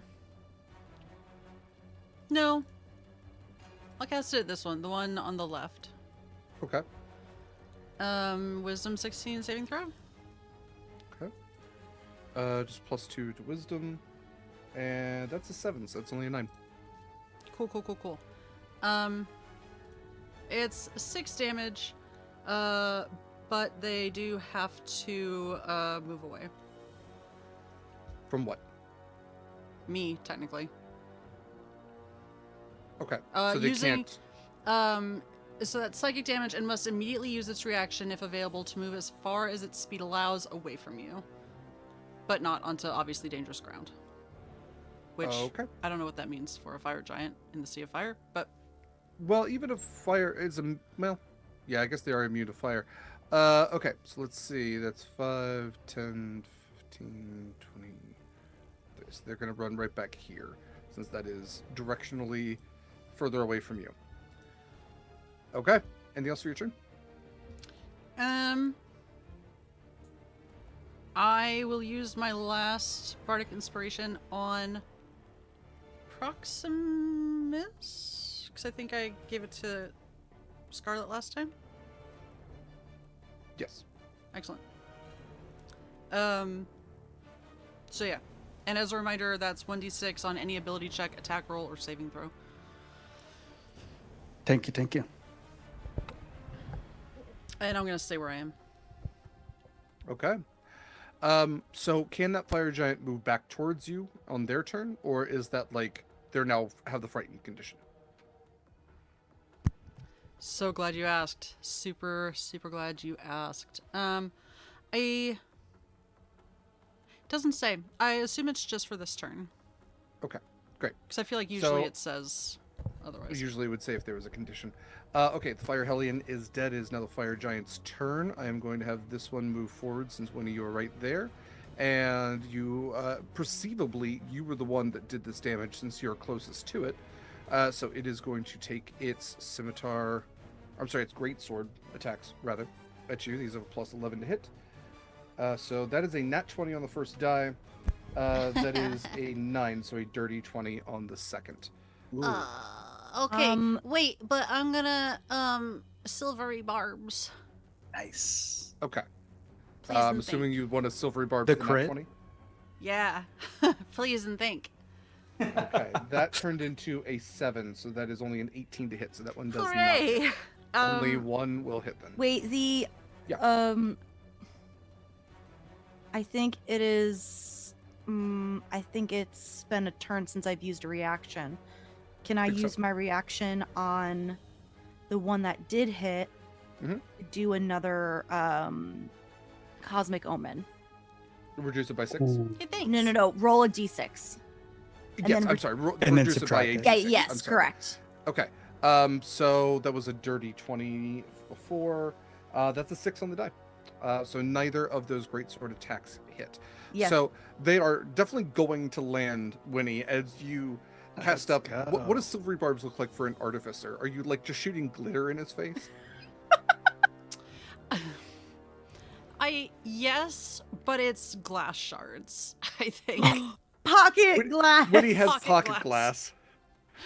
glass. That you throw up into the eyes of this giant and Yeah. quickly start to melt, but that sword lands like firmly in the ground next to you, and then you watch as the next one is about to slash right through the middle of you, and Acacia like channels this magic so that it goes whoop, like right up and over you. Yes. Oh. I know it's the same thing as last time. It's just a lot of like, it's like 2 shots of glitter, but one's very very bright and one causes bleeding from the eyes. Absolutely. You know. And then does your faithful hound do anything? oh, That's a very good question. I don't think so. I couldn't remember if it had a reaction that, like, when you get attacked or if somebody comes near you, it does something. Mhm. It does. I'm not gonna. I can. I just thought I would save us all the trouble of telling you every single time it barks. Especially because it's not story or mechanically useful at this moment. No. It's at the beginning of each of my turns. It just automatically tries to bite any hostile creature near me. Okay. Um, I'm going to place one of the dreadnoughts right here. and I just need to check real quick who is next on my Acacia. You're next of the four of us, right? Yeah, but I haven't used my bardic inspiration yet. No, but Oh. you've been attacking, right? Because Yes. you can have the silvery barbs. Mechanical benefit. Yeah. What is that? Advantage on the next attack roll, ability check, or saving throw. Oh, thank you. Okay. The other fire giants are going to continue to move forward and hold their actions.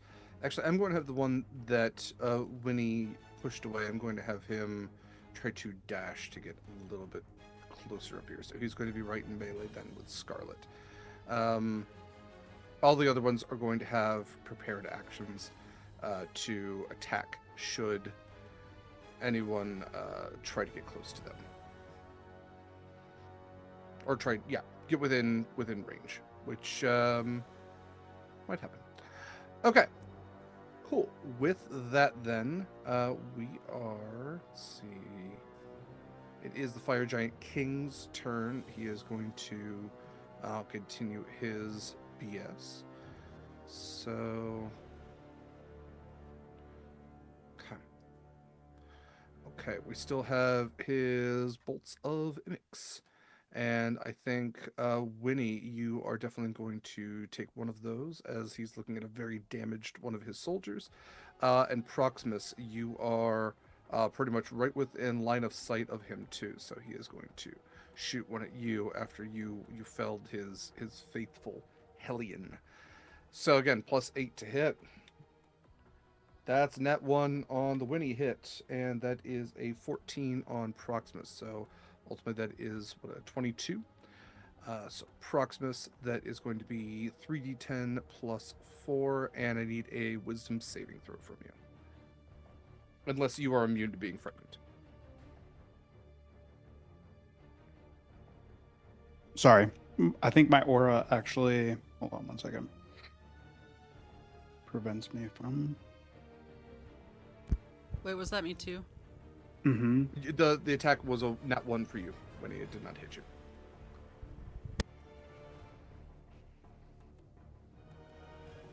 Charmed or frightened? Great. Then you only take 18 points of damage. And you do not have to worry about being frightened. There is... I'll describe kind of the armor. The armor is very, almost pockmarked in a way. The armor almost looks like it was made from, a meteorite. It looks very battered, but in a stylistic sort of way. And at the very center is almost like an Iron Man-esque, circle that seems to be very, again, forge-like, very crucible-like. It's almost like there's fire and, liquid magma splashes out of it every time that this fire giant of evil fire walks forward. And his hands are always ablaze. The end of this scepter, again, this brand that he carries, always aglow. And there seems to be almost this this unstable quality about the Fire Giant King, even more so as he seems to be further enraged by these small people who would challenge his right to rule and dominate over them. So with that, then, That is it for his turn. That's it for the Fire Giants. We are to Acacia. So I'm gonna do my last. I'm gonna upcast Ice Storm and use my last spell slot I can use to cast this. I would love to cast Cone of Cold, but it's not a dex save, unfortunately. And I know it's a con save, which is going to be much worse for me. Anyway, so I'm going to upcast that, and I'm going to hit all of these folks. So I think that only hits Winnie's Hound, but it's ethereal, so it's not going to get hit by this. Yeah, it can't hit. It can't take damage. So Okay. DC 17. And then it's going to be Okay. 3d8 and 46. The defender got a 17 on the die. The regular fire giants failed, and the king also succeeds. So the regular giants will all take full damage, and I believe the other 3 will take half damage. So that's 24 points to all of them. Okay. And then who looks like crap? How does the king look? The king is go ahead and roll me an insight check.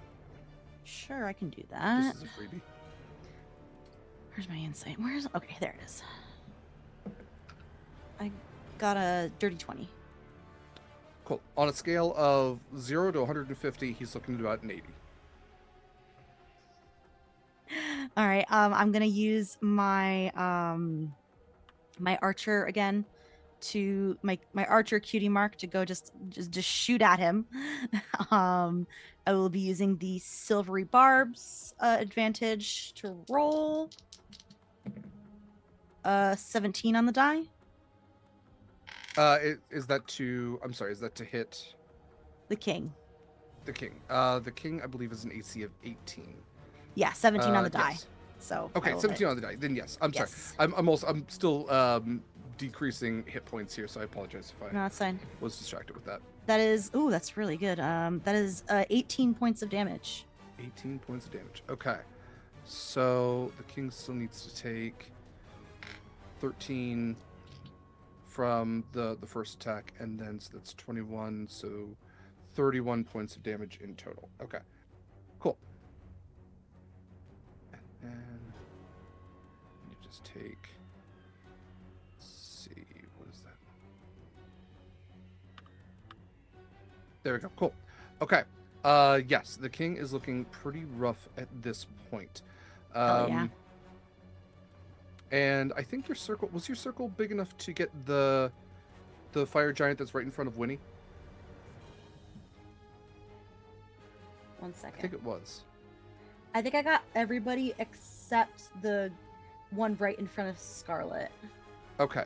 In that case, Because it was then right yes. here. So yes. Yes. Okay. In that case, Acacia, you do finish off the one that's directly in front of Winnie. Hell yeah. Because he failed and he only had 18 hit points left. Okay. So cool. So as like there was a ice storm. Another ice storm. Just a Yeah. shit ton of hail, killing coming down on everybody, making the ground rough terrain. So like they've been steaming anyway. Every time the ice storm hits, like these chunks of ice that then turn quickly to water after they've pelted them, and then like steam up and like maybe douse a little bit of flame here and there, but create like this kind of like almost fog around their feet that in this intense heat quickly dissipates. But this one takes like this massive chunk of ice right to the side of the head and just like ragdolls, just collapses right in front of Winnie.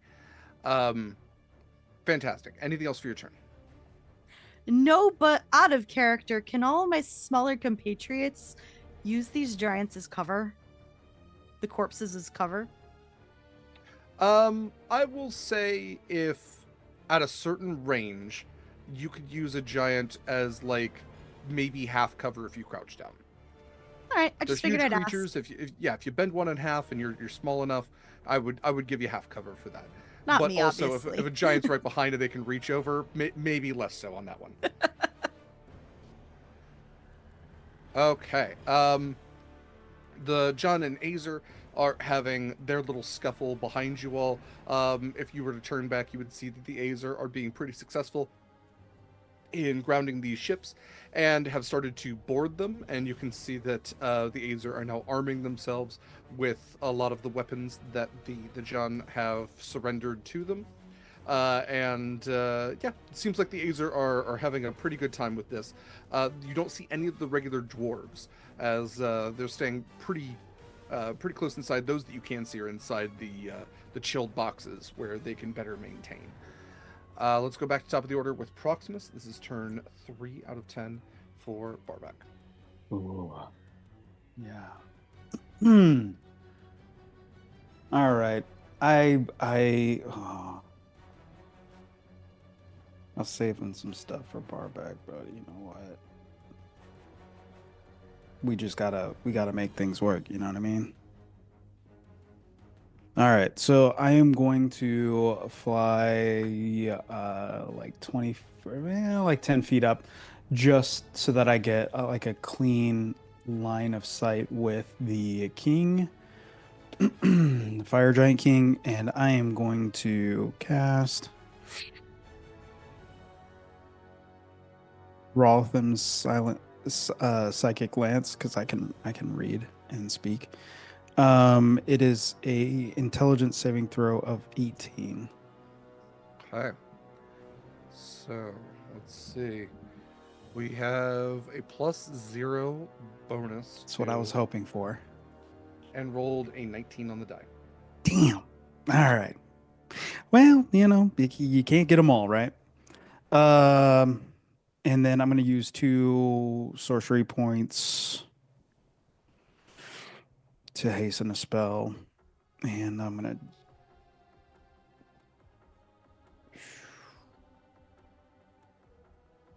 to have to move to here and do a lightning bolt at 4th level. Let me maneuver myself a little bit better. Because I'm still in the air, so I want to miss anyone. And then just a line from here. I want to get these 3 right here. Lightning. Dope. I believe it's a dexterity saving throw of 18. Okay, the fire giant fails, the regular fire giant. The dreadnought succeeds. The fire giant of evil fire fails. Okay. So I'm going to do it at 5th level because I have one more 5th level spell left. Just burning through resources. Why not?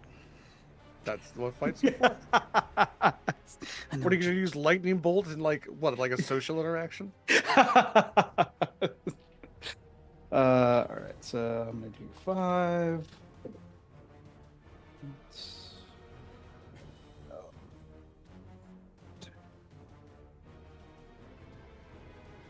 Wow.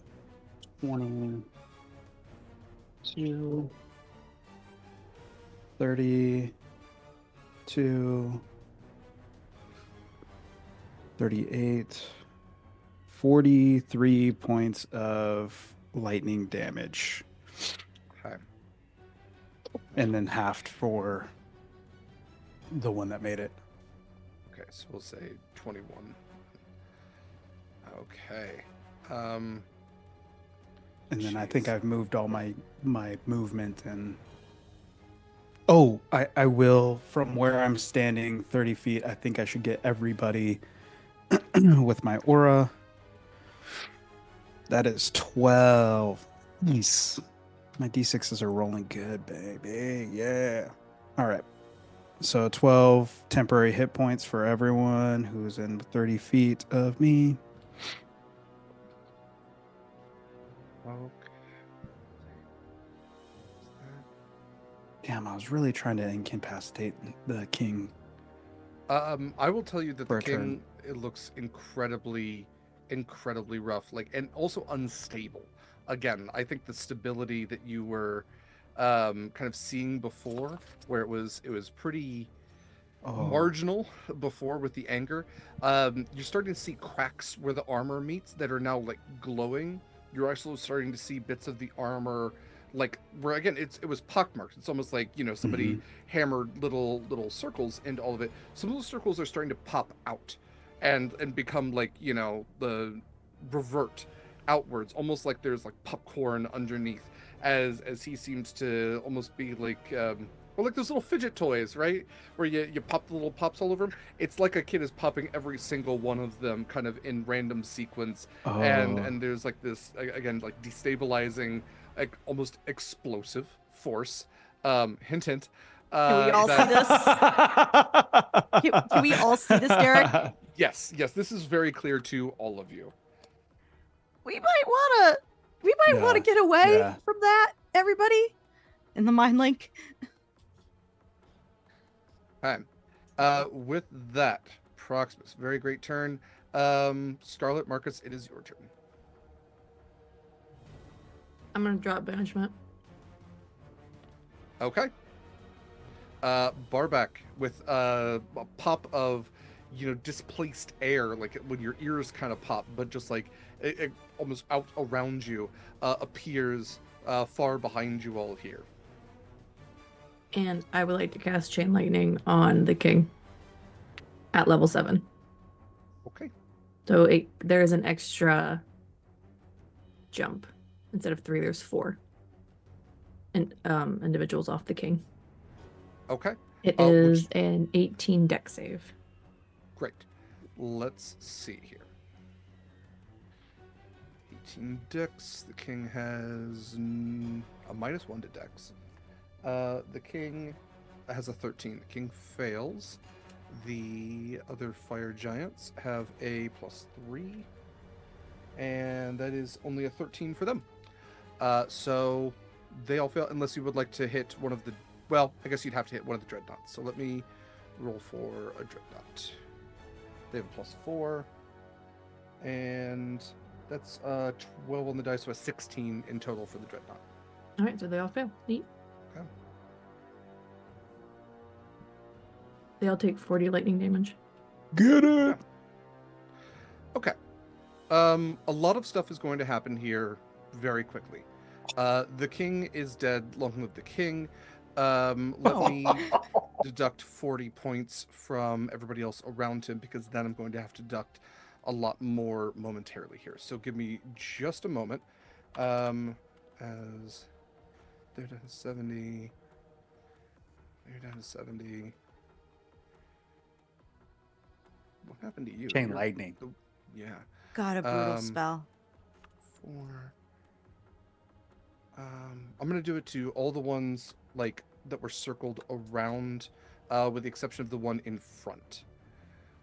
And then, of course, that's 20. So that's 79. Okay. When the king dies, when this lightning channels through him, it seems to like your chain lightning strikes right through that center hole in the armor. And when it does, it's like shooting a bullet into like a barrel of gasoline, or like, just like sending this jolt of energy into a nuclear reactor. You see this massive explosion almost in slow motion at first, as all these bits of armor begin to turn into shrapnel. All of those pockmarks begin to pop out and then explode outwards. The king very quickly turns into a pineapple grenade as he explodes with this burst of fire and infernal metal. So creatures within 10 feet of the king have to do a DC 18 dexterity saving throw. They will take 6d6 piercing damage on a failed save, half as much on a successful one. Let me go ahead and do dexterity saving throws for everyone. That's a 1 on the die. Nope. Okay. So 6d6. Okay, 25 points of damage to everyone within 10 feet, which are all of the giants except for the one directly in front of Scarlett. Cool. While I am tallying that, it is Winnie Technically and Marcus's turn, but I don't have anything for him. That's true. Yeah. Well, Marcus has another lightning breath, so I will have him do that, because there will still be some standing. But Winnie, while I am juggling this, go ahead and tell me what you would like to do for your turn.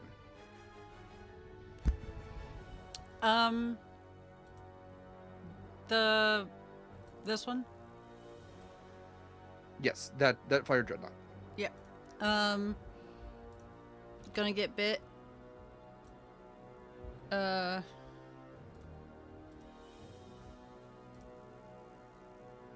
Oh wait, I need to roll an attack. I'm sorry. 11, 16 to hit. 16 does not hit. Okay. Little Jeffrey is. Hey, those Azer, like, how does death work again? Because I don't remember. Are How they does death work? Are they at 0 hit points and like could be At stabilized, this point, or I are have they not rolled. dead, I have dead? not rolled death saves for them. You have done nothing to stabilize them. I can roll 3, or I can roll 9 for them here real quick, or see, you know, if they're gonna live or die. But nothing has been done to stabilize them, so I am presuming them dead. They are marked as such. Okay. Because I was going to try and stabilize one of them, but If you would like to stabilize one, let me roll a couple of die here and see if that's something you can do. Okay.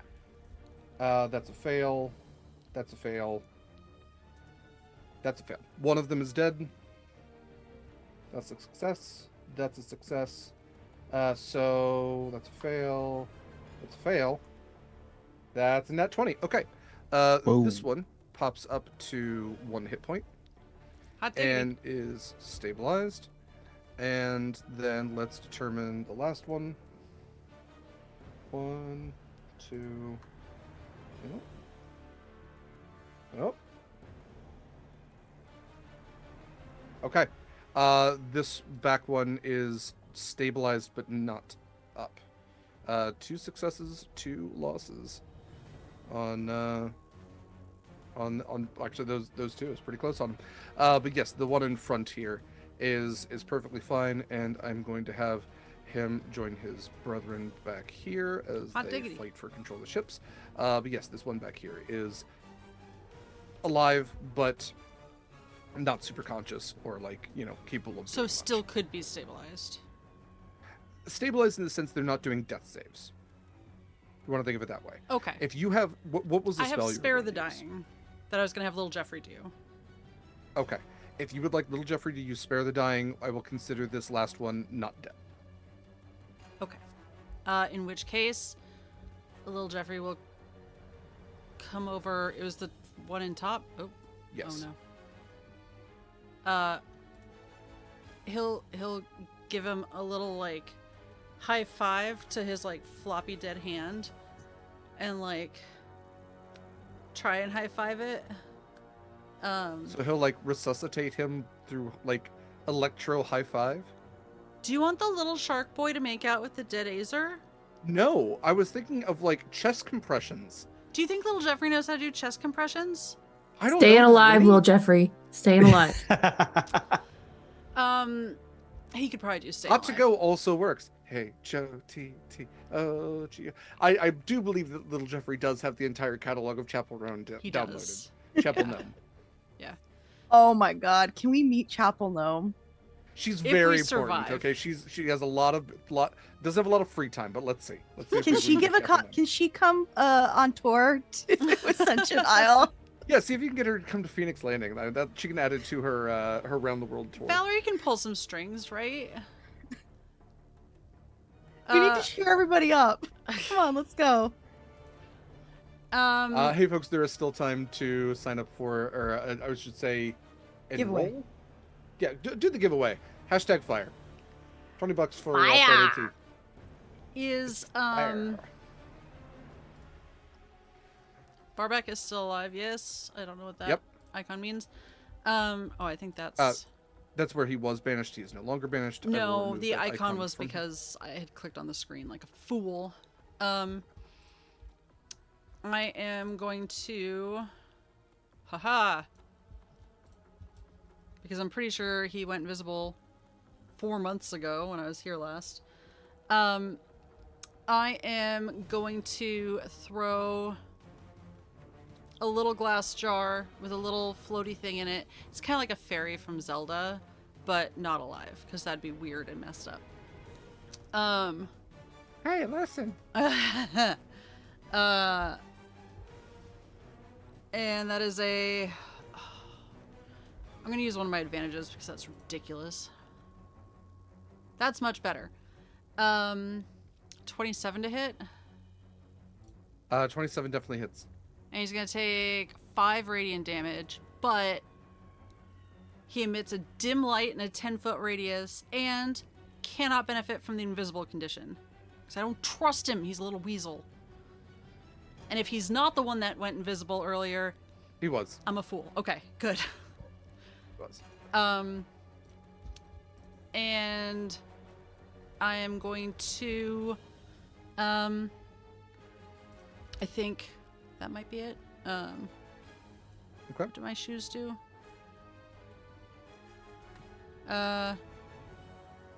15 feet. I'm going to move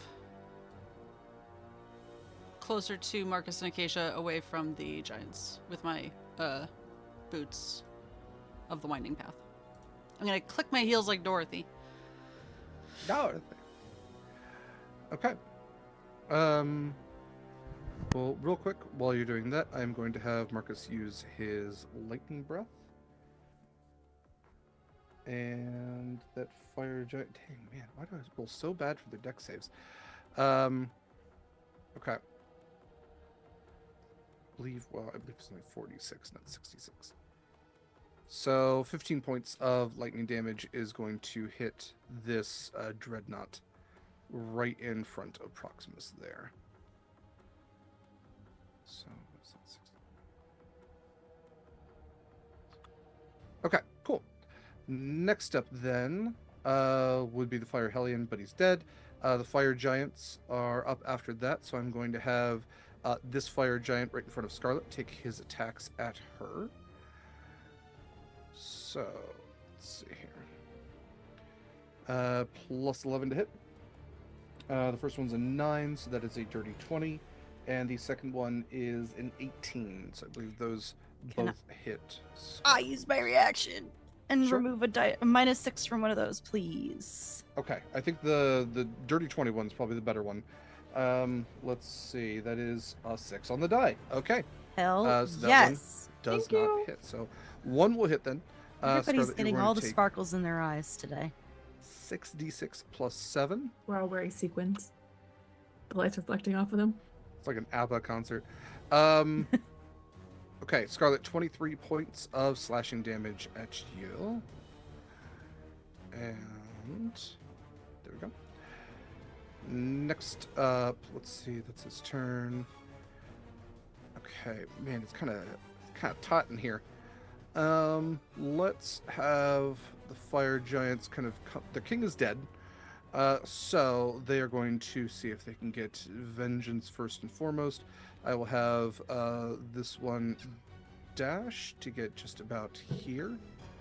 I will have this one dash to get right around here. I'm going to have the dreadnought use one of their feature attacks. This is shield charge. So they're going to dreadnought on the right is going to charge at Winnie. So I need you to make a DC 21 strength saving throw, Winnie.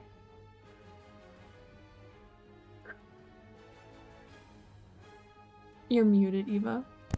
Ahead of time, I'm going to say, regardless of what I'm rolling, I'm going to use a flash of genius to give myself a +5. Okay. Marcus will also have to do this save. Well, that's an 11 for me.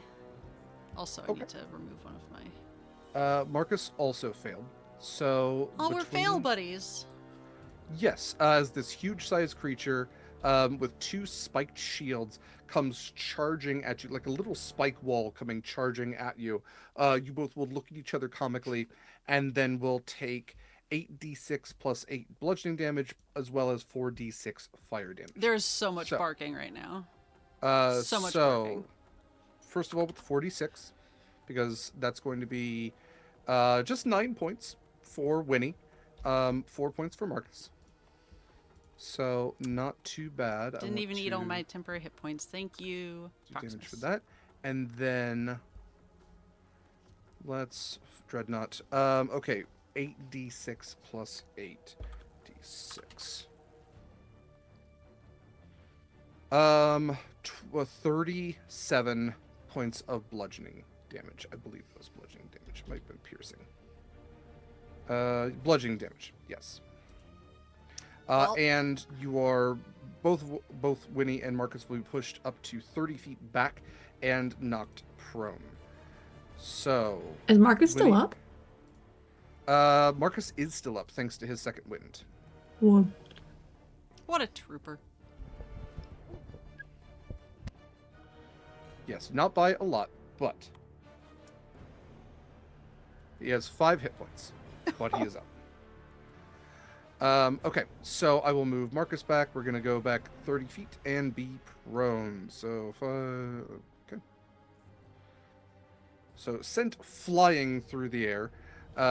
This dreadnought has charged forward, and then I will have this other dreadnought take his damage then, or deal his damage then rather, to Proximus.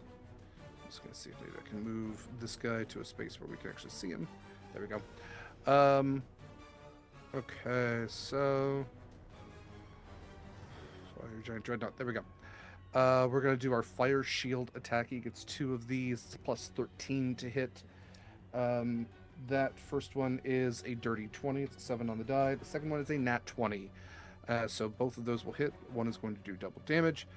Proximus, you are going to take... Actually, you don't take from the dirty 20, because you're still hasted, I believe. So just the nat 20. Yeah. Cool. So only one hit, but double damage. So it's going to be 46 plus 8 to start out with. So that is 25 points of bludgeoning damage. And let's see. Then 4d6. Okay. Plus another 4d6. Which is just another 8. So that's basically 4 points of fire damage, 4 points of piercing damage. Dang. And that is it for the fire giant's turn. Up next. Me. Proximus looks like everybody shit. else is dead. So, Acacia, go for it. Yeah, my question was what does Proximus look like and what does Scarlett look like? Like you see blood oozing from his armor plate. Like he is rough. All right, what about you, Scarlett? Not doing too much better. Oh God. How do the 3 that are in front of me look, Derek? Okay. The fire giant in front of Scarlett has definitely taken some damage, but still, on like the grand scale of things, fairly hardy. Definitely less than half. Yeah, but only by a little bit. The dreadnought. Well, I'll tell you, because you kind of got like 4 in like that little immediate circle around you, semicircle. Mhm. The dreadnoughts looking a little bit rougher on like in their grand scale, but they definitely are like better armored. Their AC, you can definitely tell they have 2 shields, is going to be higher than anybody else's. So the dreadnoughts have taken more damage overall, but are like also harder to hit. The fire giants are going to be easier to hit, and both look, I mean, weakened a decent bit. Right. And you still have all of your party standing. This is still like a fight that is well within your hands, but you know, I'm just trying to figure out best person to do this on. yeah, It's you only also a have 10 Barback behind you. I don't give a shit about Barback. He can Fair enough. eat shit for all I care. I'm just trying to. Why is this so hard? If you're asking about how people are feeling in mental, like the psychic link, Winnie will say if you take one, I'll take the other. I nod. So I'm gonna do this right here. I'm gonna catch the 2 that are up, and then Proximus and Scarlet. Mm-hmm. I'm going to cast a 3rd level Wither and Bloom. Okay. So, DC 17 con saving throw for the enemies. Okay. Oh, sorry. Also, at the beginning of the turn, I changed my cutie mark. Okay. Uh, Fire to- Jet has a +10 con. Yeah, So it's a I don't. 22. This is not for damage dealing. This is to help my buddies. Fair enough. um. Yeah, it was a 22 on one and a 26 for the other. Okay, so it's not gonna matter. So it's gonna be a total of 6, 11, 12, 13, 14, 7 because they do take half. And then Scarlett. Oh, who's first? Hold on. Scarlett, Winnie. So okay, so it won't matter. So Scarlett, you can use you can, in addition, one creature of your choice in that area can spend and roll one of its unspent hit dice and regain a number of hit points to the roll plus my spellcasting ability modifier. So since it's upcast, you get to roll 2 unspent hit dice. And since I changed my cutie mark and you got hit points, it's an additional 2d8 plus 4. So your hit dice plus 4, 2 hit dice plus 4, and then an additional 5, 6, 7, 8, 9, 10, 11 hit points. And then I yell a word in Druidic and point my staff at you, Proximus, and I'm going to cast Healing Word on you. So Bless. it's going to be 1d4 plus 2d8. No, she's casting Healing Word, not Bless. I I had to do it. The rules say I have to do it. Okay, so 1 second. I got In your contract, it says. So Hey, 4 spells plus can be 3 funny plus too, huh, 5 guys? plus 8. So you get 20 hit points back because of my Oh. cutie mark. Thank you. Thank you. And then Oh, Be man. a good little horse girl and move back a bit. Because It's a I don't want to totally be different this connotation in close. I do not want to be that close. Do you want to get out of this neighborhood? Oh, Lord. Fucking hell. Really? Eva, I really think you need to rein it in. I bit off more than I could chew. I'm sorry. You bit more off the bit. All All right, Doesn't that's leave all I you got. This embarrassing on Maine. Oh,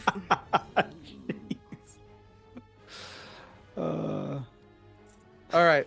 we got With somewhere with hit points. wonderful turn there. Apologize for the puns. I don't really.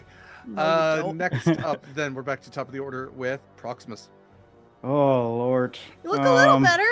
Yeah. I just, you see a Not couple great. contusions go away. Just a shaking thumbs up. The swelling over one eye just kind of goes away a little bit. Of course, the swelling is over the eye. That the Right. actual God, me Mick, I can't see eye. nothing. The one eye that I got going on. Gosh, this thing in front of me, that's one of the shield Yeah, one of the dreadnoughts. Yeah. dreadnoughts. Freaking dreadnoughts, just a cool name.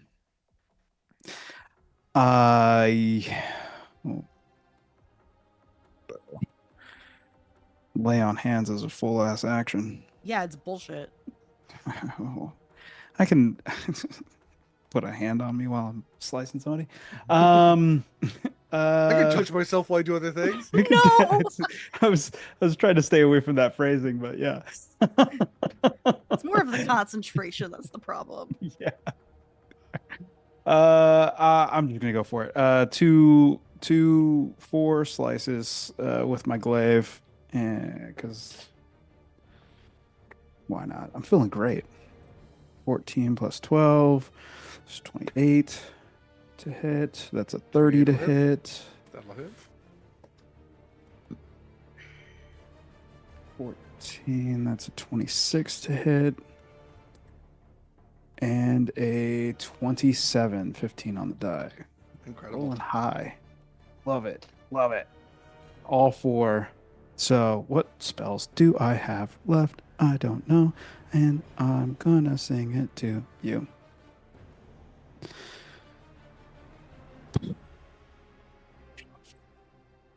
All right. I'm gonna do a 4th level 1, 2, 3, 4. So I'm going to do all my regular damage first, and then I'll do my Divine Smite damage.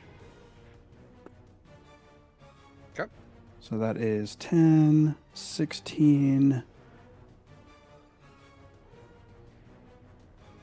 Why can't I math? 16 plus 6, 18. 16 plus 8 is 22. Yeah, I'm great at this. Okay, so 22 regular damage. Yep. And then I'm going to do 1 level 4, which is 5d8 Divine Smite. Okay. On 1, and then I'll do a level 3 on the next one.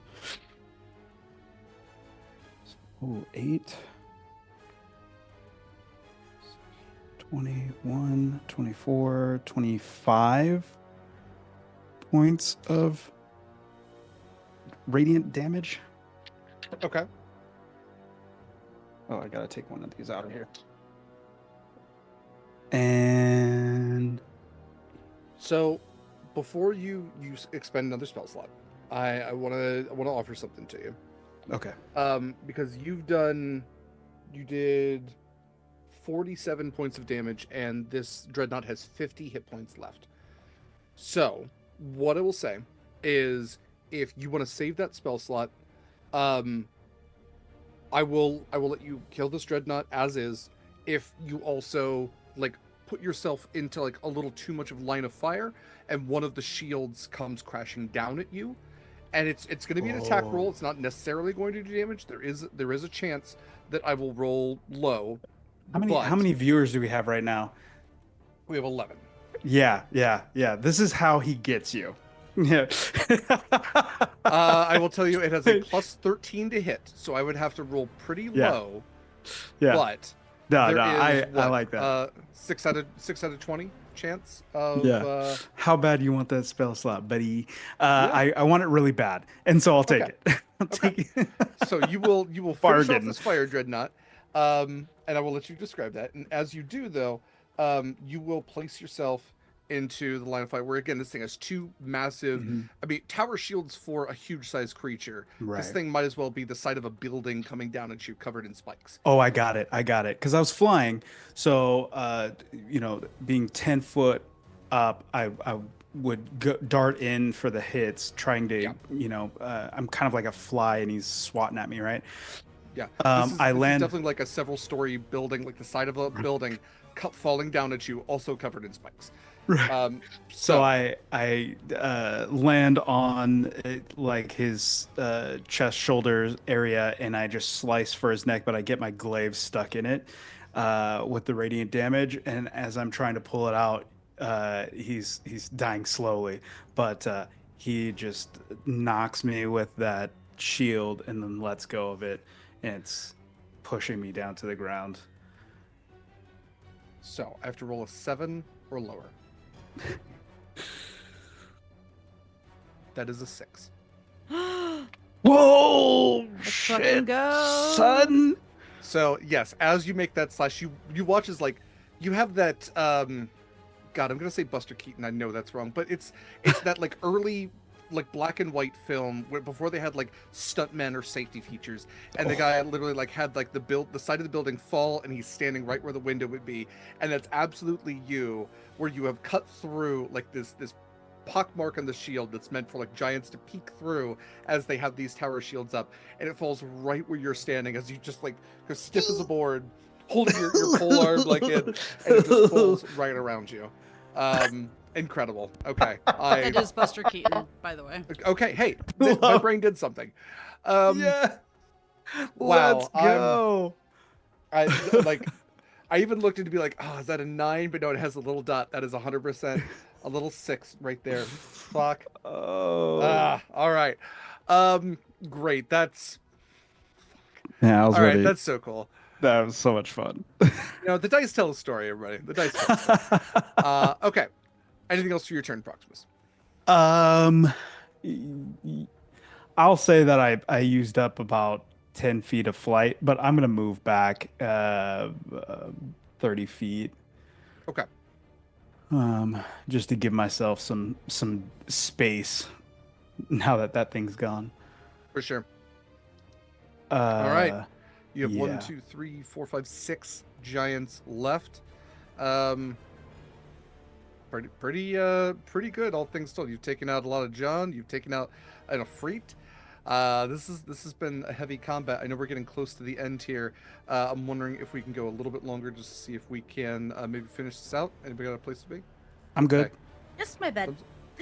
Of course, Mary, and I will get you there in due time. If anybody does have a cutoff, please feel free to message me. I want to be respectful of your Eastern time. Standard Time. Yeah. Yes, seriously, it's already if it's 6 o'clock here, it's 9 o'clock for Mare. Yeah.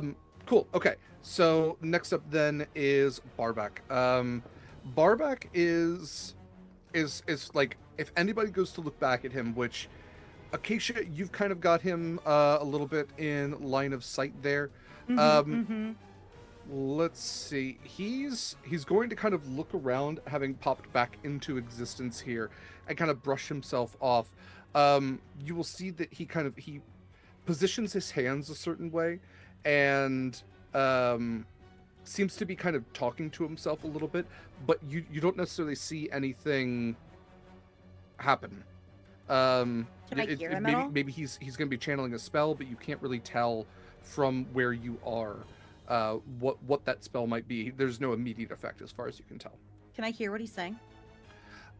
Give me a perception check. Yeah, I can do that. My perception is... Ooh, I have advantage. Hold on. Wait, hold on. Or is that just on seeing? Nice. Hold on, I gotta double check. Because I have the Sentinel shield, but... No, I think Well, that While holding the shield, you have advantage on initiative rolls and wisdom perception checks. yeah. Okay, it doesn't... good. It's not Actually, specifying... I'm so sorry, Mary, to do like 2 birds, 1 stone here. Why don't you give me an investigation check? I think that might be a little more telling for what we're doing here. Oh, in that case, my roll is just a flat 11. Okay. With the 11, then let me see. Yes, as far as you can tell, I will give you this. With as much of a passive perception you have, 100% casting a spell, definitely chanting something in some sort of arcane language. Most spells aren't spoken in common in the first place. Right, yes. But with your investigation roll, you can't necessarily determine what the spell is, and he doesn't seem, like I said, he doesn't seem to go anywhere. He doesn't seem to really look up. He doesn't seem to move anywhere, and there doesn't seem to be any immediate effect. So that's kind of what I'll give you for that. What's his facial expression like? Like, what's his demeanor? He is... It's like he's trying to hide a smile. There's definitely the concentration of a spell, but he is definitely trying to hide a smile. That's fair. And I wouldn't know what his spells are anyway. It's just completely different than what I normally do. Yeah, it's a different type of... you're both channeling from the weave, but he's pulling from it in a different way than you. Also, my base knowledge on magic ain't that strong, so... It's all instinct over here. Scarlett and Marcus, it is your turn.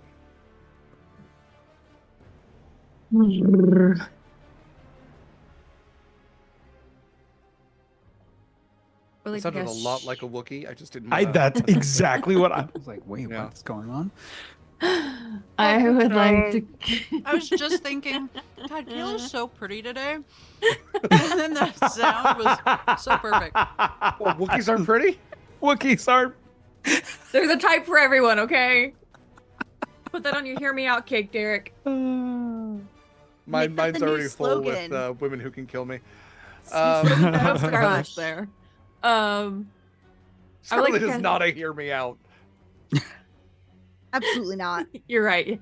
There's no hear me out there. There's just an instant People who yes. put Right. conventionally pretty people on the hear me out cakes piss me off. Are Yeah, conventional wrong. pretty people I'll who send can you my kill you. list, Mare. It's fantastic. I need to know. I would like to cast Lord. Shatter on the person in front of me, please. Yeah. I need an 18 con save. Okay. Let's see. He does have +10 con. Let's see. Oh God. Plus 10? But that's only a 5 on the die. Oh! All right, so you 22. cast Shitter, so he craps himself. Let's see. How much damage is that? 22. 22. Okay. Let's see, what's And it's that? thunder damage if that matters at all. He is neither immune nor resistant nor vulnerable or anything like Think that. But so. he's wearing armor. I can't remember if Shatter does anything extra with that. No, it does not, Okay. unfortunately. Okay. But yeah, you absolutely you see the vibration, like the metal rattles around this fire giant. The helmet's kind of blown back a little bit.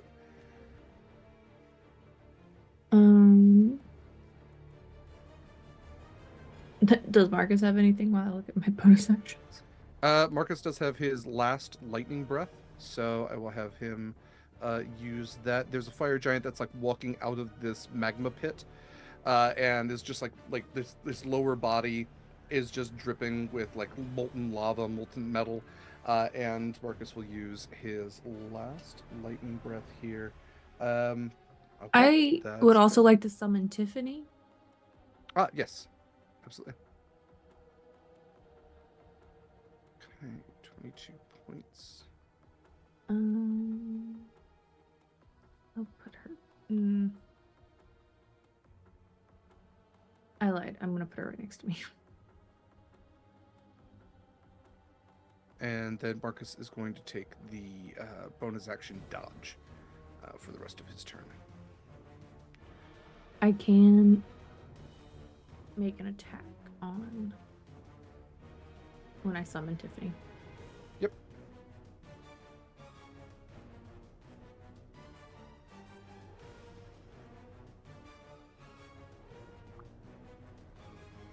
I can't ever find her stuff. Where the hell is Tiff? Where's Tiffany's stuff? Is Jesus Tiffany? Christ. Oh, Tiffany's part of your class. Yeah. Yeah.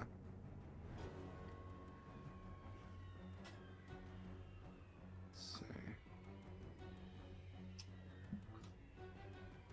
I think I have it memorized by now. Spell attack. So it's just roll plus 10. Which is a 13, so 23 to boop. 23 does boop.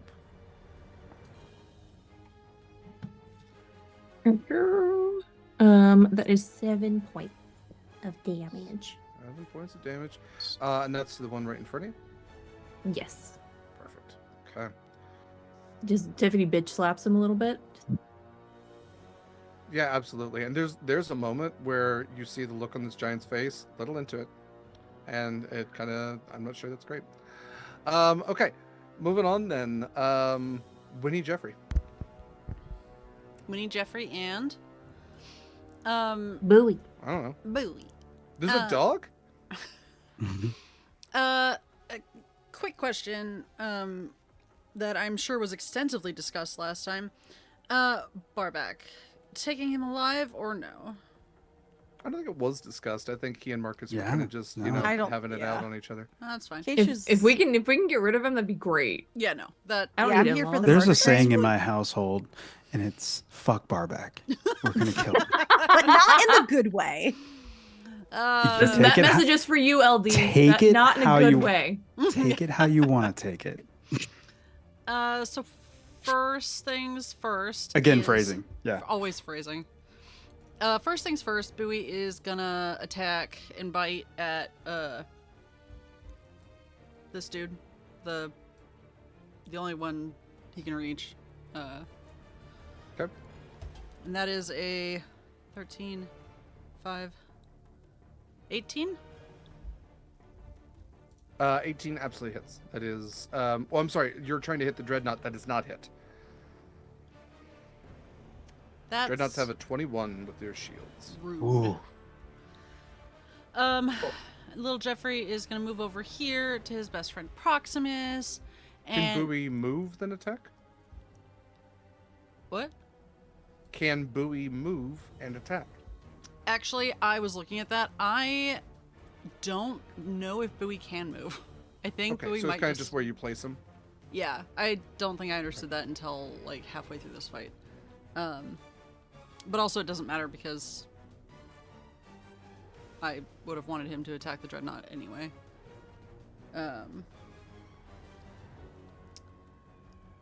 He's going to tug on your elbow a little bit, Proximus. And Oh, I just want to scoop him up and give him scrubbies. and give you 12 hit points with Cure Wounds, second level. Thank you. And he's going to not trust himself with the dreadnought. He's going to attack the giant that messed up Marcus and I. 19, 23. Should have gone after the 23 dreadnought. hits. And 4 plus 7 damage. 7 damage. Okay. And then I guess I get to do stuff. I guess I did Cure Wounds. I guess I'll stand up. Mm-hmm. So I'm gonna get rid of that. And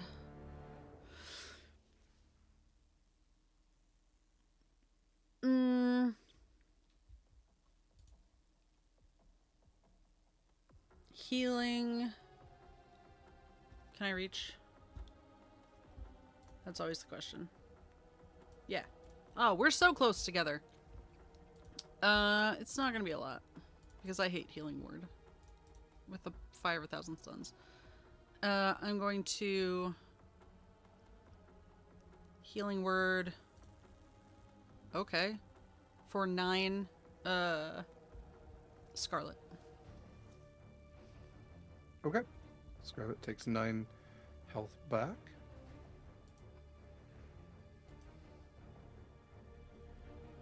I guess I'll.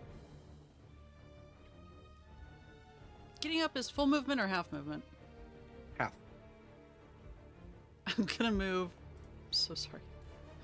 Like, just back behind Acacia a little bit and away from. Out of Barbak's line of sight and also away from that giant. And that's it for me. Okay. Okay. It is the fire giants then. I'm going to have this one move right, let's see, here. She's kind of buried underneath some folks here, but that's okay. He does have a 10-foot reach with his sword, so I'm going to have the one right in front of Scarlett take 2 attacks on her. The one in front of Proximus have 2 attacks on him. I am going to have this one try to attack Marcus. And this one will also move forward, although I'm going to have him dash to kind of come around here. And that'll be his action. Okay, so let's resolve those first. So, first to Scarlett. That is a 24 and a 14. So I believe the 24 will hit. And you're going to take...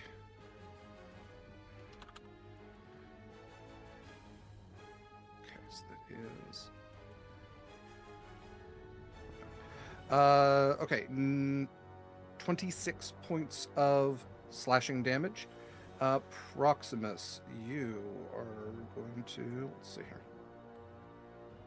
here. That's an 18 on the dice, so that's a 29. And same thing, 29. Okay. So Proximus, you are going to take, let's say... Okay, so that is... Is that 2 separate hits? It is 2 separate 29 hits. twice. Yep. Yes. You're going to take 59 points of slashing damage.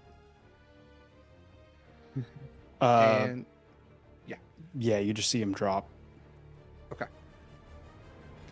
So with little Jeffrey right there, Proximus drops down to semi-consciousness. Marcus is going to have these attacks at disadvantage. Hit. That one will not. Okay. Man, I should have. What was what's Marcus's AC and what did it what did he, that one that hit roll? Marcus has an AC of 16 and it was a 29 to hit. Okay, never mind.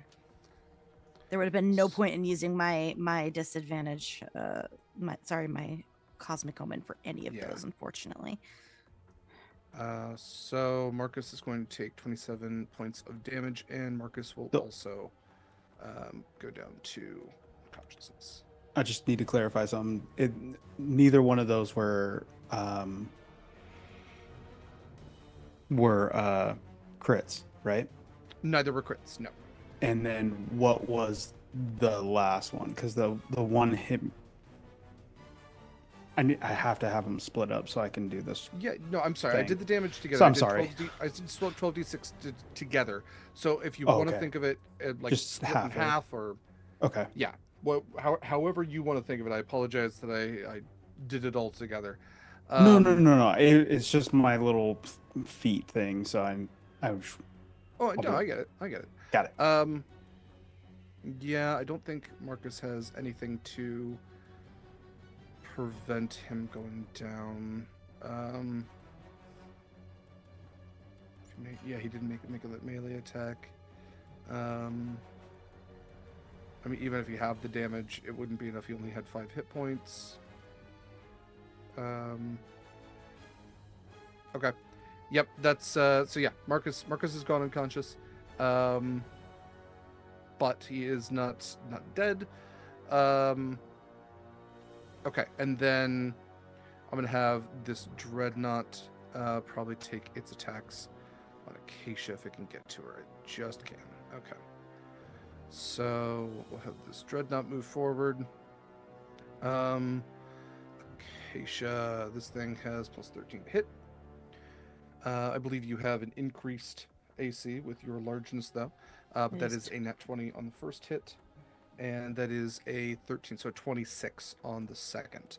Can I use a so it was 26. I gotta roll a 5. It needs to roll a 6 to get below my AC. Oh, fuck me.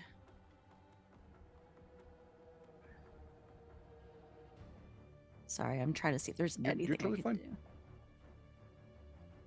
I don't think there's anything I can do. I don't think it's worth it. Cool. Nope. We're gonna eat this. Okay. I am going to just do everything all together. That's fine.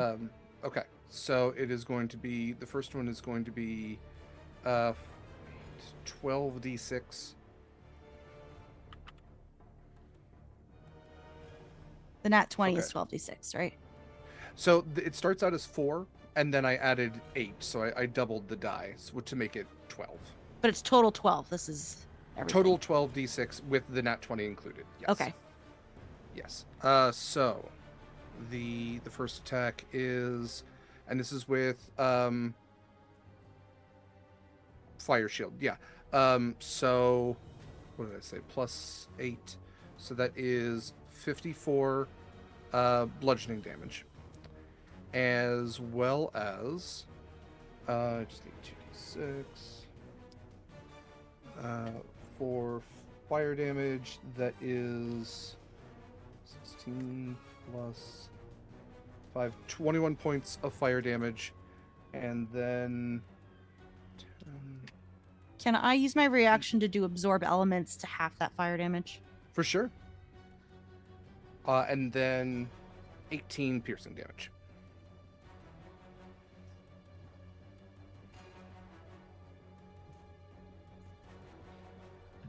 $82 total.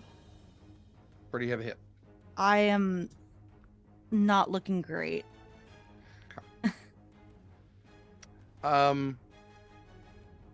Okay. Up next, because I believe that is everybody's turn.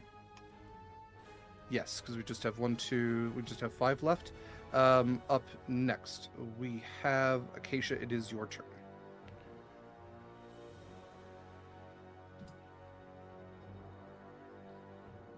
Oh, jeez. I'm so low on spell slots. So Proximus is down. How does Barback look, and how do all of the things look?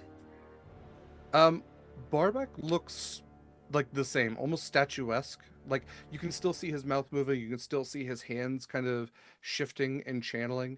You can see his eyes kind of darting left to right, but it still seems like he's channeling some sort of spell. Marcus is down, Proximus is down, Winnie is behind you, cowering a little bit. Scarlett is right up in the mix of things, with Tiffany by her side, and somewhere there is an invisible dog.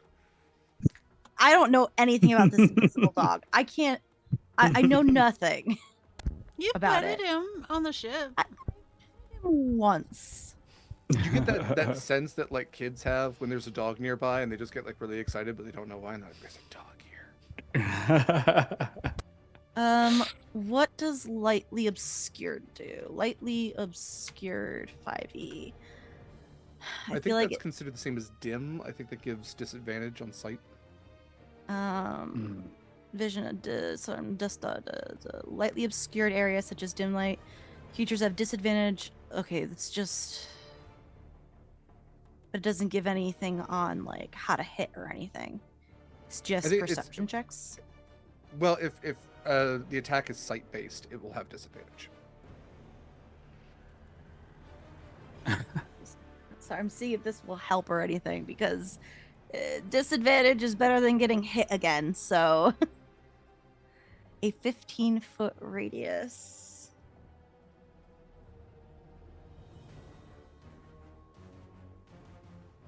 Problem is I can't get enough people in it. Fuck! I'm usually really good about what to do on my turn. Alright, I think what I'm gonna do is, I'm gonna upcast Wither and Bloom again. Okay. And I'm gonna do it in here. So I'm gonna catch those two. DC 17 con. For the fire giant, that's only a 13. That is a fail. For the fire dreadnought, let's see, it's plus 11 on an 8, so that's a 19. So it's total, like this, the full damage would be 6 necrotic. Okay. But I am gonna help Proximus. Proximus, you get to immediately roll 2 of your unspent hit dice. Plus 4. Oh. For points back. Plus what I got max damage from my chalice cutie mark too. So Dang, okay. So which is 20. Oh wait, hold on. And an which is going to be a total of 20 hit points from my healing. Scarlett also still looking like shit. So I roll those hit Definitely points. a little Oops. bit better than before. Yes, so you get to roll 2 of your hit dice plus 4 from me. Okay. Plus what you would normally do for hit dice. And then an additional 20 from healing. All to me? It's all for you. It's all for you, buddy. Gosh. Let's go. It's all for you, buddy. Oh, bless. And Thank then you. How does Winnie look? Winnie's at like 50%. She's bruised. She's battered. She's okay, Alright. relatively speaking.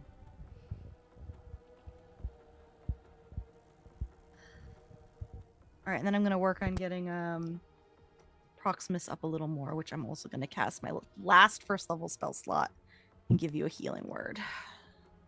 Oh my gosh. I don't even know how to do this in You get an additional however many this is. 32 points. And you got me up. Oh Plus my an gosh. extra 19. Holy cow. We're so Um, back, baby. All in the mind link you hear is maybe a tactical retreat is in order. And go where? What are we? I don't Yeah. know, but this is not looking great. Yeah. I was just about to say, okay, are you carrying Marcus? And then I was like, right, you're huge. No problem. she scoops him up Right. like a I kaiju. am size category huge, and I have a potion of flying. Even on a good day, it doesn't matter for you. It's I have a potion of flying, yo. Acacia, is this your turn? That is my turn. Okay. This will be our last round, one way or another. Proximus, it is your turn. You have some health. You may use half your movement to get up. Ooh. And I think you actually avoid the negativity of haste because you went down. I think because I that actually. did. Yeah. Yeah. It's I only think it one turn. circumvents it. I'm so pleased. That's so That's good. why I clapped. I was wondering. You're like, yes, you died. So you do have one to your north, which is about 5. There's a 5-foot space between you, it's about 10 feet away, and then there is the dreadnought to your right. Okay. Gosh, golly. I kind of want to keep distance. I wonder why.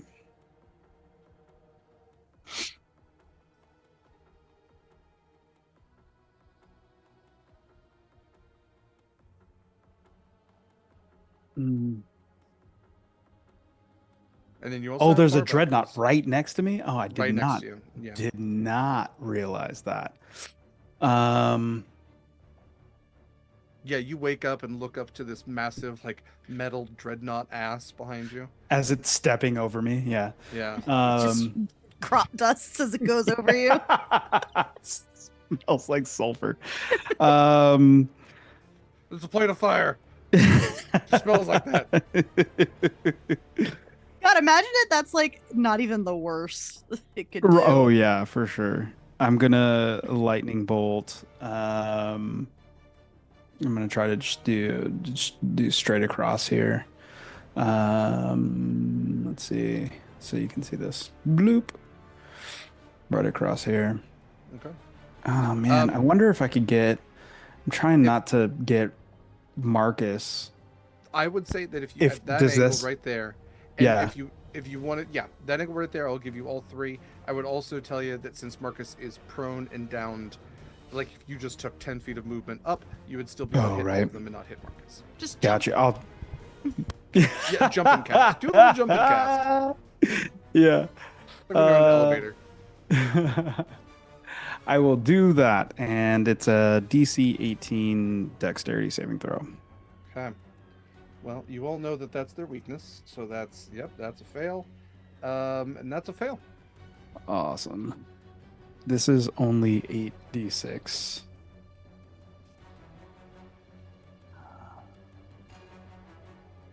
Oops. Oh, that was good. 12, 15, and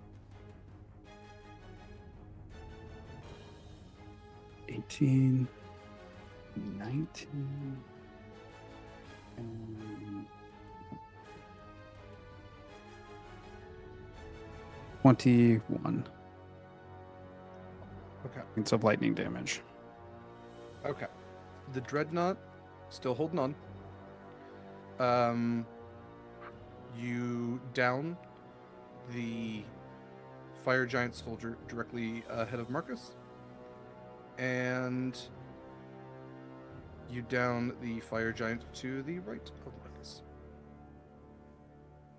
So the lightning, again, these dreadnoughts really absorb so much of it, but maybe it's like through them, it's amplified or something. You can't tell because everything behind them seems to die except for them.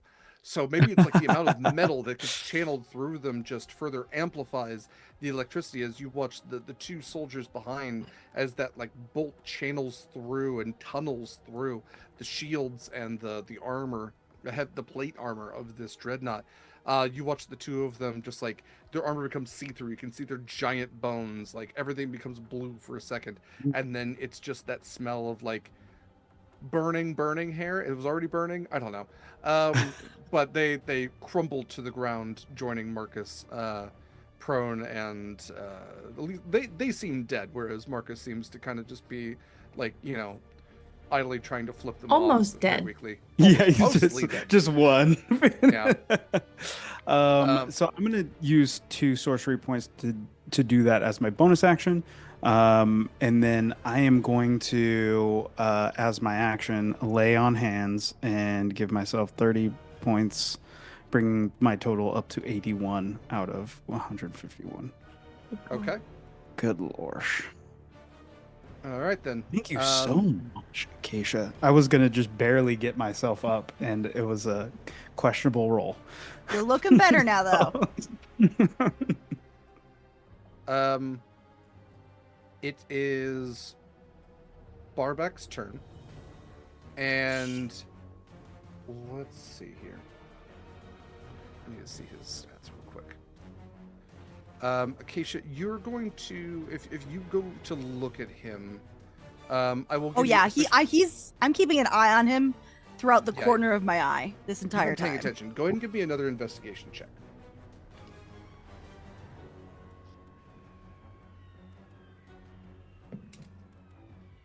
I'd like to use one of the group advantages if that's okay. Yeah. Go for it, please. I rolled a 2. Now is the time. I'm literally turning into Snarf over here. All right, I got a 16 on the die, and I'm going to use the Bardic Inspiration Winnie gave me to roll a d6. Okay. I will tell you, if you do want to hold on to it, that is a success Okay. with the 16. Okay then. Okay. So, looking at Barbek for just a moment, you see something shift where his head turns, but it also doesn't.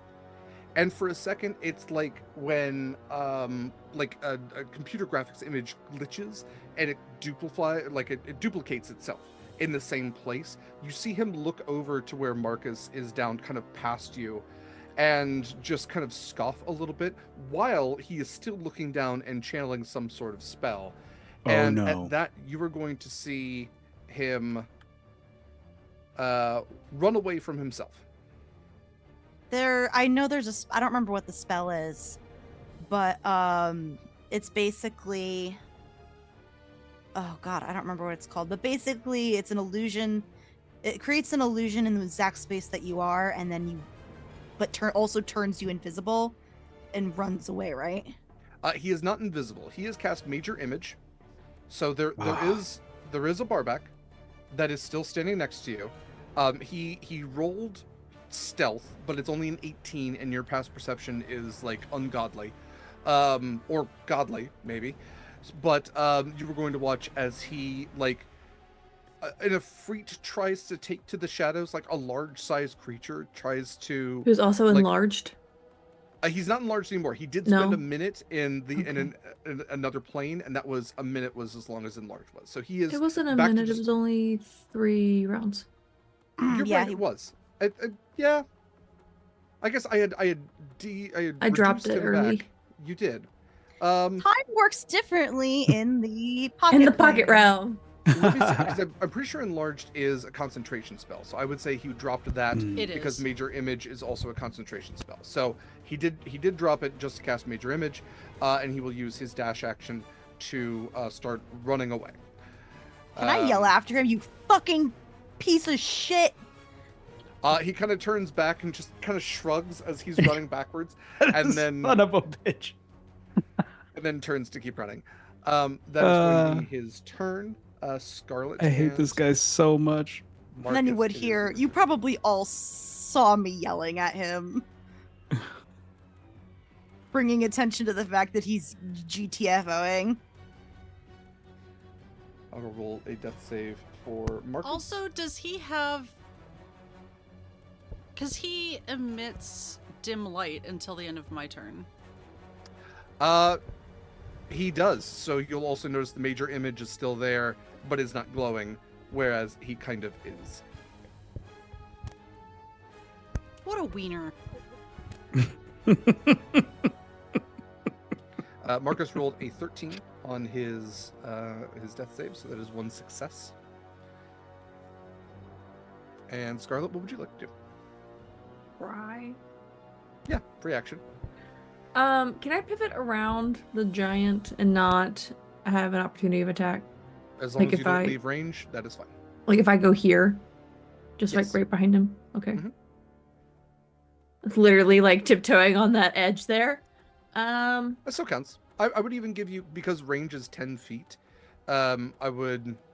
Yeah, no, I would- that's literally the ledge. That's where I want to be, unfortunately. Fair enough. Okay. I would like to cast lightning bolt, please. Okay. Let's fucking go. And I would like to cast it in a way where I don't hit my boyfriend. Yeah, that's... So Show yeah, me no, how. There you go. I'm That's here. it. Yeah, that's good. That'll do her. Yeah. If I'm the reason for some of those automatic death saves, I do not want to do that. That is an 18 dex, please. Great. Okay. Fail and somehow even worse fail. Yeah, Oh. And that accounts for both of the knights and the dreadnought. it does. Yeah. Okay. Cool. Ooh, dice. 36 points of damage, please. 36. Love it. Okay. The one closest to you had 31. Yes. That one is down. The Hooray. one next in line has 39, so that will remain with 3 hit points. Oh. And the dreadnought had 30. So the dreadnought is down. Yes. Hell yeah. Can Tiffany smack? Can Tiffany smack the one that's still up? Yes, absolutely. The one with 3 hit points. Yes. Yes. Sheesh. Can I use an advantage for Tiffany? Sure. Okay. 22. Yes. And let's 6 go. points! Let's go. Tiffany finally takes someone down. How does Tiffany, does she like grab her on the ankle and just like pull it out from Yoink. under him? Does she just Wow. smack him in the Absolutely. face? Oh. Yeah. Or is it like a Absolutely. slow choking sort of? Oh, I Okay. like that too. Tiffany the Tentacle commits a murder. Where's that kid? Okay. You have one giant left. Scarlett, actually, anybody. If anybody would like to do this, Fuck yes, dude. roll me a luck roll. I got you. Don't want to attack the giant. I Oh. want to go after Barback. Oh yeah, that's my Okay. plan. Just leave Oh. the rando giant. Oh yeah, there's one. I see like Scarlett unleash a lightning bolt and like 3 plus Tiffany. 3 go Right. down. I see one giant left. I want to like rear on my hind legs and I want to go after Barback. The lord Yeah. the lord centaur can go after the It's shitty my father-in-law. turn. Yeah, no. Let's when you But when you go. Scarlett, but Scarlett, you roll the luck roll. Yeah. That is a 12. I don't know what that means. Cool. Winnie, go ahead, take your turn. I wanted that die to be higher. Maybe, I don't know. Roll me a d20 and I won't tell you what happens. I'll tell you what happens when it matters. Did we determine that if you can like splash someone with a healing potion, it counts? Can little we're not Jeffrey doing- just herk up one of his potions of healing onto Marcus? Little Jeffrey can do that as an action if he would Yeah, like to. yeah. I would feel like that's that what to- Oh, the nice. what the Yeah. the John did to me, so Yeah, Yes. okay. Tossed it on you. Yeah. I will Yeah, remove... but I'm not gonna have any like you throw it like Baldur's Gate No, gave us no, a no, lot no. of great things. I love that mechanic. So good, Yo, but so it's ridiculous. so broken. It pisses me off when they dodge though. When I'm like, I'm trying to help you, Yeah. Astarion, Yeah, stop yeah. dodging. No, and like he can Astarion. use his little like shark paws or whatever, but I Doesn't it just have thumbs? in his art he has fingers enough to manipulate things. A quirk? So I that don't like that seems sentence. smart. He has enough fingers. How do you if think know he what I mean. draws with his little Poorly. crayons? With his mouth. Well, yeah. Enough. It's like a Muppet. But the point is, I did not want to give up my action. How does Barback look, by the way? I mean, you can see his behind running away from you. Yeah, well, I mean, I could see him before he started to run away. Yeah, I mean, he took some hits for sure. Okay, I'm going to Starry Wisp at full strength this time. Except I'm gonna have to use my full 1, 2, 3, 4, 5, 6. Why are there so many? Are they breeding? Never mind, I don't want to know. I'm gonna use an advantage because what the hell was that, Winnie? Dirty 20?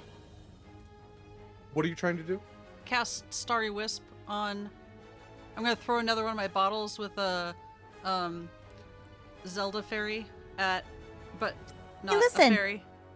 At Barback. Dead fairy. Okay, so it's a hit. A 20 hits. Yeah. Yeah. And that's a 17 radiant damage. Okay. Okay. And then...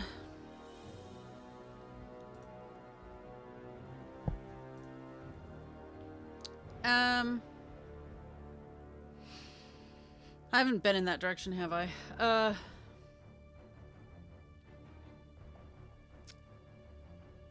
I will cast Healing Word, I guess. Nope, I won't. Sorry, Marcus. Sucks to suck. It does. That's it for me. Yes. Okay. And Cool. he still can't be invisible and still can't still has the dim light effect, whatever. Good to know. Okay. It would be the fire giant's turn, but what I'm going to tell you on that luck roll is that Winnie, you feel like a pressure behind you as you turn and you see Barback running.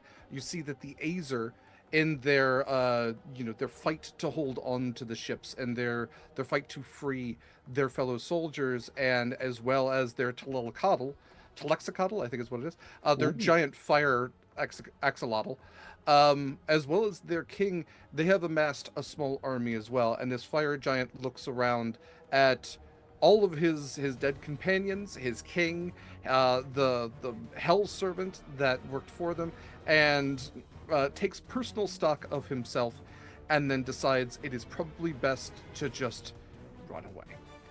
And so, as you all watch, this fire giant is going to drop his blade and go running for this. There's like almost a doorway that you can kind of see at the very north there, that seems to have some sort of portal in it, some sort of like blazing, maybe even infernal type portal, and this fire giant is making a mad dash for it. Just bonk, bonk, bonk as he's running. Oh yeah, like the ground's kind of shaking a little bit. Okay. We made a fire giant run from us. Hey! It only took 2 of us to die. So it's I charging mean- time? It's Acacia charging time? It's charging time, baby. Let's go. Get him. All right, Get him. Derek, I would like to rear on my heels. Do the really cool horse thing, rear up and turn. For sure. I'm going to take a bonus action dash and just fucking Yes. charge at Barback. Fuck him up. If I use one of my advantages, can I use that advantage to use get my sneak attack? Sure. Hell yeah. Okay, so I'm gonna use one of my advantages to get a sneak attack. Where is it? Where's my other die? So that's gonna be 2d6. I am attacking with my Dragon Slayer short sword. Since I have the potion of giant size, it's ×3 for the weapon attack. So it's an extra 2d6. I got a 21 to hit. Yeah, 21 absolutely hits. Okay. And then I'm gonna do that. So that's a total of 5d6. That is, hold on. Total +8. 25 points of damage. And like, I'm not stopping. I'm gonna just continue running and use my extra five points to, just slam into him basically. Okay. Like, I'm not being gentle. I'm chasing after this bitch. I'm done. That's my turn. Okay. I know I said that would be our last turn, but this is kind of I don't want to like just end off here. Not really know. So if y'all can hang on for just a little bit longer. I know we've gone already 45 minutes. Sorry. Over. No, nobody's fault. Kind of everybody's fault and nobody's fault, and that's what's nice. But this bastard. Yeah. Okay, so Marcus at least has 6 health points, so that's Not dead. That's not dead. At least stabilized. Let's go then to the Azer are like watching this. Their focus is on getting the fire giants out. So they have regained their weapons and armor. The Telexicodal is out, the king at the head of them, and they are making like a shield wall of just like battering their shields, like metal fist on metal shield, creating like this kind of thunderous march as they move forward. This isn't even all of them, you know that, but this is definitely a lot more than that fire giant could deal with on his own. So that is what they're going to do. So we come back to top of the order then with Proximus. Oh, I see Acacia take off, and I can't allow her to go alone. Like, I know she's what a bro. I know she's big, but like no one goes alone. Yeah. I'm going to dash. This is where I wish I was still hasted, but here we are. And I'm gonna go after her. In the mind link, you wait for me. Can't wait. I gotta get this bastard. I got it. So I'm gonna dash after her. Okay. Right, beautiful. Right. So as Proximus That's I think goes, 80 feet. Yeah, dashing total. all the way. Let's see what you're doing there. Yeah, I mean you're 75 feet away. You'd be able to reach him. Boom. Can I do anything for my bonus action? Do I have any? I have like nothing left.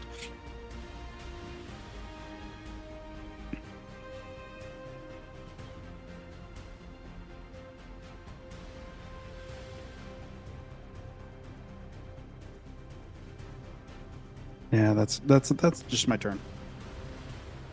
Okay. I will move you right up next to him then. Right next to Acacia there. So yeah, Barbek's feeling a little cramped at this point as we go to Scarlett and Marcus. I'm going to move about there. Oh, I do not have a whole lot left.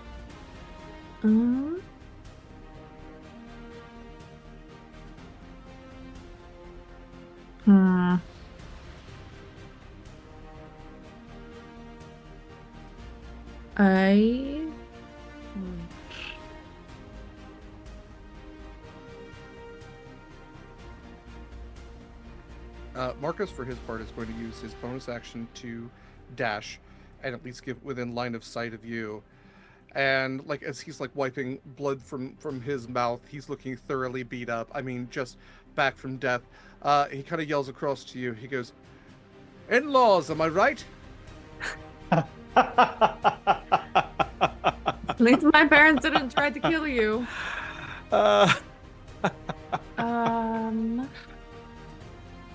Fuck. Okay.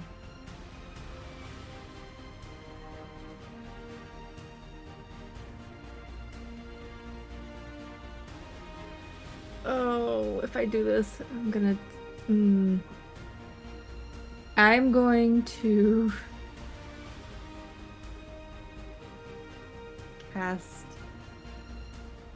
Nope, I'm just gonna Eldritch Blast him. Okay. That seems like the best choice of course of action there. All three, 2 barback, because fuck him.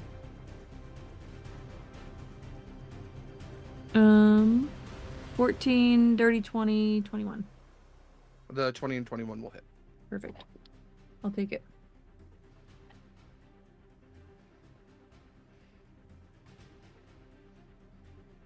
Am I crazy? No, I'm not crazy. That is 9 points of damage. Okay. All right. Oh, I would Marcus? like to use my bonus action to. I think possibly use this. Yeah. This bitch in within 60 feet of me. Yes. Okay. I would like to use healing word. Marcus, please. He gets a wee 5 points of health there back. We at least get him in the double digits. He is now in the double digits. Ooh. Marcus, for his part, still has some range that he can't really close at this point because he's already used his movement and dash. However, he does have his his panache. So he is going to yell after Barback and say, Wait. Yes. Did he? please." He has a bonus action. He can bonus action dash. He can still He use did. his action. He could Yeah. he could use his action to dash. He just couldn't do anything else, and he is a little fragile Oh. at this point. Sorry, So, I thought you were talking about like a ranged like bow and arrow. Never mind. Right. He does not. He has daggers. Marcus does not have a crossbow or bow and arrow or anything. Maybe. Maybe that's a bit of an oversight on my part. We have an armory, my dude. He's a first mate. You want to carry on a crossbow all day? He is going to use his panache. So he will make a persuasion check contested by Barback's insight. Marcus rolled a 26. Barback's insight. Insight is intelligence, I think. Wisdom. Wisdom. Okay. Then it's only a 7. So Marcus yells over. He goes, "You could have been a good father. You could have tried. Well, you're just as bad at that as you are a captain." And Barback will have disadvantage on all of his attacks against everyone. As Tiffany gets to go also. I'm sorry. Tiffany gets to go also. He is Yes, within please. 60 feet of her. Tiffany, by all means. Really? Mm-hmm. That is It was like wild. barely. Fuck her Where's up. Tiffany? Fuck 'em up. That is a 27. Yeah. Yes. I think she's under Scarlett. And that is a 5. Okay. In that case, we might actually kill Barback. Okay.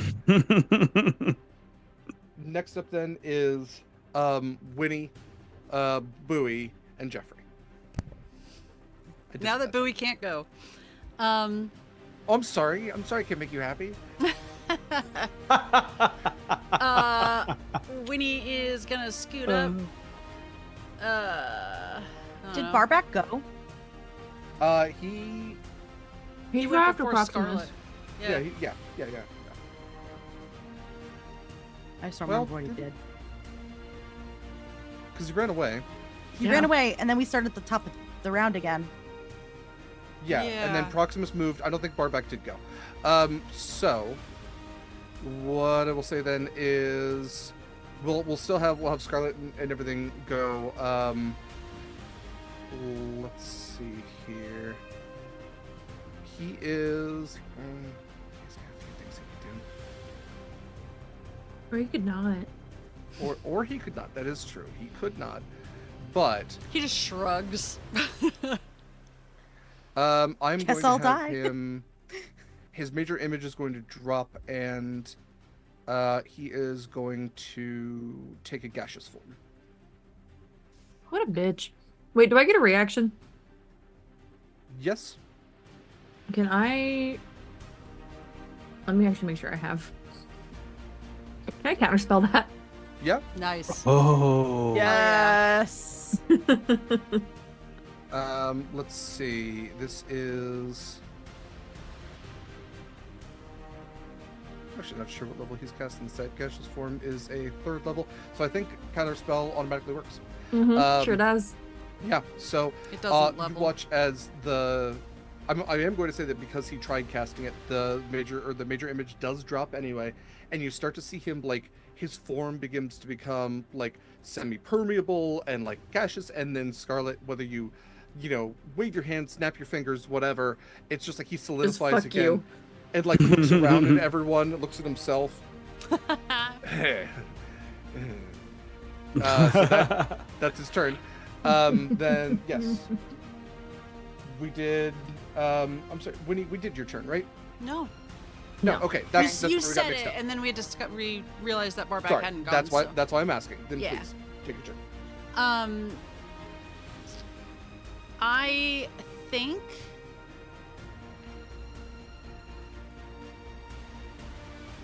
can I? No, I can't risk it. I would.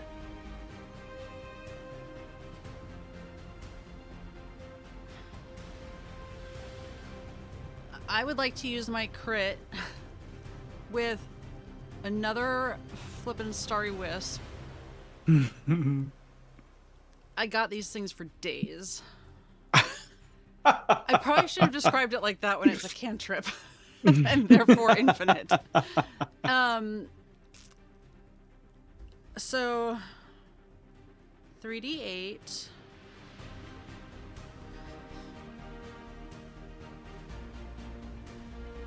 $48 radiant damage. Get fucked, Barback. 48 or 4d8. It's 3d8 critted, so doubled, Okay. right? So yeah, so 44. Oh, but it's 48. it's not doubled full damage. Hang on, you're right. I'm still saying get fucked. Okay, so it's That's fine. 24 radiant damage. Okay. It's not nearly as good. I'm so excited. But we love the energy. Yeah. Oh You yeah. definitely love the energy. What would you like little Jeffrey to do? I would like little Jeffrey to move closer. So that he's in range. I think that's close. And he's just gonna use his force strike, which is a dirty 20. Okay. 7. Okay. All right. How does Fire he Giant look? is going to continue to. Little Jeffrey run for looks his pretty move. happy. He's real excited about everything that's going on. I don't like the implication that he has visible emotions. Oh, Okay. he sure does. He sure does. Fire Giant is going to continue running. I'm gonna give How does Barback- Marcus. I fucking hate this spell, but I'm gonna give him a healing word for 8.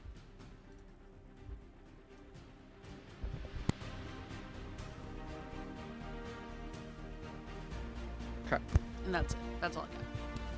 You said another 8 hit points from, or Yes. another 8 hit points for Marcus. Okay. Cool. Acacia. How does Barback look? Pretty rough. Pretty Like, rough. can I get like a rough estimate? If we're talking like scale of 1 to 200, we're talking 49. Damn it, not close enough. Sorry, I was trying to figure something out. It's like, do I have Same, enough for a same. certain spell? Okay, so what I'm gonna do is I'm right on his ass, and Proximus is within range, so I do get sneak attack this time without having to use an advantage. So I'm going to attack again with my short sword, which is a 17 on the die. 17 does not hit. Or on the die. Then 17 yes, on I'm the sorry. die, yes. So I Okay. got the 3d6 plus 2d6 of sneak attack damage. Also at the beginning of the turn, I changed my cutie mark to Archer. So this is going to be 2 plus 5 plus 8. So 29 points of damage. Okay. And then I am going to use my Archer ability to do an extra 2d8 plus 4 radiant damage. So I'm going to roll. That is only in... That is not how I math. So that's a 17, but you said a 17 does not hit, right? Correct. He has an AC of 20. I'm going to use the Bardic Inspiration for that then. Sure. Got a 5, so it's a 22. There we go. So my Bardic Thank you for Bardic Inspiration. A plus, and then I'm going to use my 2d8 plus 4. 4, 8, 10. Okay. I think that's all I can do. Wonderful. He looks really rough, doesn't he? He has 10 hit points left. God, I really wish I could use my sleep spell on him. Proximus, we come back to you. Get it? Well, you know what I have to do. Yeah. I move out of the way Yeah. for Proximus. Yeah, as she sidesteps, I'm behind her with my glaive raised. Jump off my back. Oh gosh, yes, yes. I take a brief knee. Yeah, you gotta step down. He'll take a step up on her hind, and as she raises, I will jump and come down. As a bonus action, I want to use my last 2 sorcery points to give me a level 1 spell back. Okay. And as I come down, I'm gonna take 2 swipes. Or 1 big one. That is a 24 to hit and a 23 to hit. Both will hit. I'm going to roll my D10. That's 13 plus 17, and then my 2d8, 17 slashing damage, and 10 radiant damage. Right, like blade up, coming down. So he's gonna pull the blade downward, going straight for Barback's head. Fantastic. Proximus. Fuck, that was like, I want to draw this comic of this battle. It's fucking been go. so cinematic. Out of combat. So good. Marcus is running up to you now as you have taken the final blow against his father, who is, as your blade is cutting through him, breaking into ashen parts. His leg is starting to crumble into a pile of ash beneath him. And Marcus looks into the eyes of his father for potentially the last time as bits of armor begin to drop, as the form that was Barback drops from them as well. And coughing up his own ashen insides, Barback looks at his son and says, "You know, it is fitting. I killed my own father for this armor. But at least I had the courage to do it alone." And with that, his face falls away into ash, and you are left with this pile of chain, armor, and this blade, and a few other just detritus items that Barback had on his person as a captain of his warship. And Marcus, his face is just, it is as of stone. Like the lava rock around you, there seems to be a movement of light and heat behind his eyes, but nothing else that you can necessarily read on his face. And as you all stand around what was this last remnant of Marcus's family, a remnant that had done nothing in the brief time that he knew him besides betray him. That is where we are going to end our episode. Can I drop my glaive and give Marcus a hug? Like a back No. hug. How dare you? Please! No, because I'm already there. Is it, a can we mini all group group hug?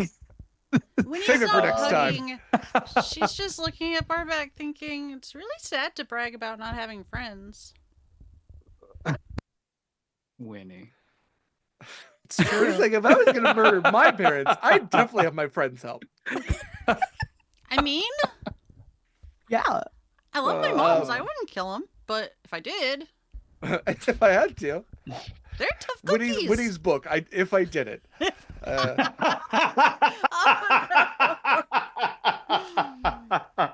Oh, no. Okay. If the glove don't fit, you must quit. Boy, I'm glad we can have fun in this game. Thank you, everybody, for joining us for another episode of gosh. Horizons Call. I am Derek. I've been your GM. I use he, him pronouns. Thanks for sticking around for an extra hour plus two. I was specifically talking to Mare, but also you in the audience if you did that as well. We're going to head and try to make these these sign-offs pretty quick so that you can get back to the rest of your life. But again, thank you from me, thank you from Sword and Key for spending this time with us. It's very much appreciated. Can we end up... Actually, I'm going to say... You have until it gets to my stuff to still enter this giveaway. #fire for a $20 gift certificate to Friday Tea. If you like tea even a little bit, if you know somebody who likes So tea, good. you're guaranteed to find something amazing at Friday Tea. They ship internationally, and there's amazing stuff all around. So it's the holiday season. If you're getting tea for your mom or a loved one or a liked one, I mean, it's great. It's great to have. So #fire. There's still a chance. If you Let's want go ahead. tea recommendations on your characters from today, the Oh, lovely Lady Dame has assigned us all teas for our characters. That is You true. can always try them out. I know a lot That of them is just very got back in stock, I believe, because it's December. Yeah. There's even one for Marcus.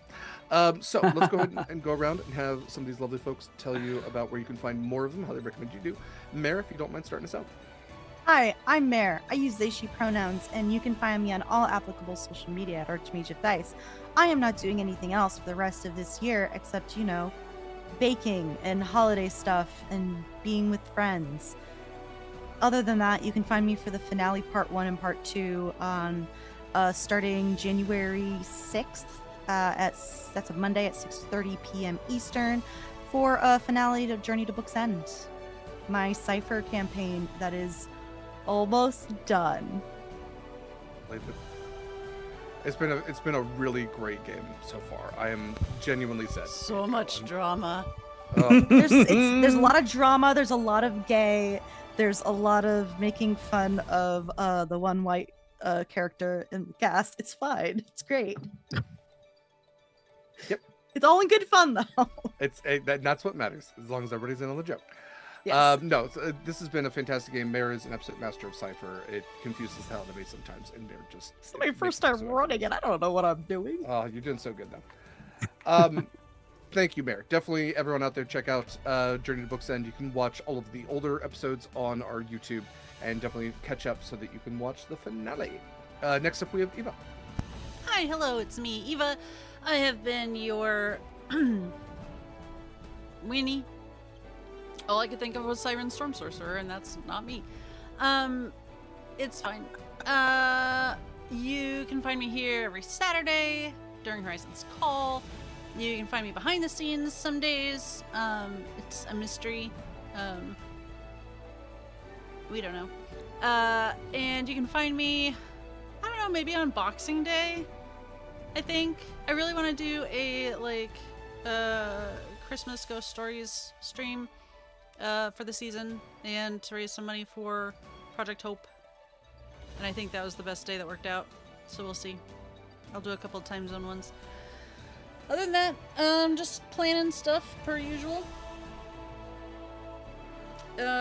Real sorry to any other games or things that I am involved in that I can't think of. Tired. Well, we'll mention them. It's all good. I was really trying to find a rhyme for alchemical or artificer. Closest it gave me with artificer was Martin Fisher. I know that's That's actually Winnie's real name. or Renora. horizontal fissure. Nope, don't like that. Next up, we have Mikyl. Hi. You can find me at Mikyl Sandoval on Instagram, and also on the Discord channel for Sword and Key, where I post a lot of the art that I do, actually more so on there than anywhere else, because in fact, when I wake up in the morning, I do not check anything on social media. I check Discord, and then to see all my friends, and then I go on with my day. So if you want to find me, then find me there on the Discord channel, because I love it there, and I love these people, and I'm glad we're back, and see you later. Absolutely. A special thank you to Mikyl, as always, for the artwork that you can see on this game, on the overlay here, as well as on our promotional materials, as well as on Humblewood and Zenith and Harbingers, and God, just like all of it. I was just so lucky to know somebody with such incredible ability as Mikyl. So thank you very, very much. You are my favorite gift this holiday season. Last but not least, stumbled over that one, but it's Kaila. Hi, hello, I'm Kaila. I've been your Siren Storm Sorcerer Scarlett Choice, who no longer has to worry about a sketchy father-in-law.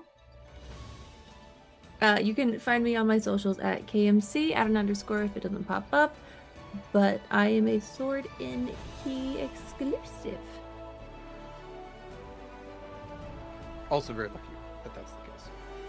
Kaila and I, one of these days, will have a special birthday one-shot that's well after Kayla's actual birthday. We can pre-record that and put it Probably. out. So Yeah. I don't know. We've got time off here coming up, so. We'll do that. But we'll let you know when that happens. Yes. Thank you, everybody. Now is your last chance. Hashtag fire, and then Eva, if you don't mind drawing that, we'll have a winner here momentarily. Please make sure that we can message you if we don't already know you. That'd be super. Hi everybody, I'm Derek Sword. I use he him pronouns. Yes, Sword is my real last name. It's awesome that you can't have it. I've been your GM for this game and many games here on Sword and Key, because I am the sword half of Sword and Key. If you want to find me, that's fine. Most of my stuff is DSword16. The other stuff that you should look at, though, the more important stuff, is Sword and Key stuff, because that's what I mostly focus on these days. So check out everything that we have at beacons.ai/sword and key. You can find our links to join our Discord there, hang out with cool people, talk about cool stuff like games like this, and I mean, really anything, pets, cooking, if you work out, there's a channel for that. If you want to see the podcast that I do with my friend LD, that's Monster Crush.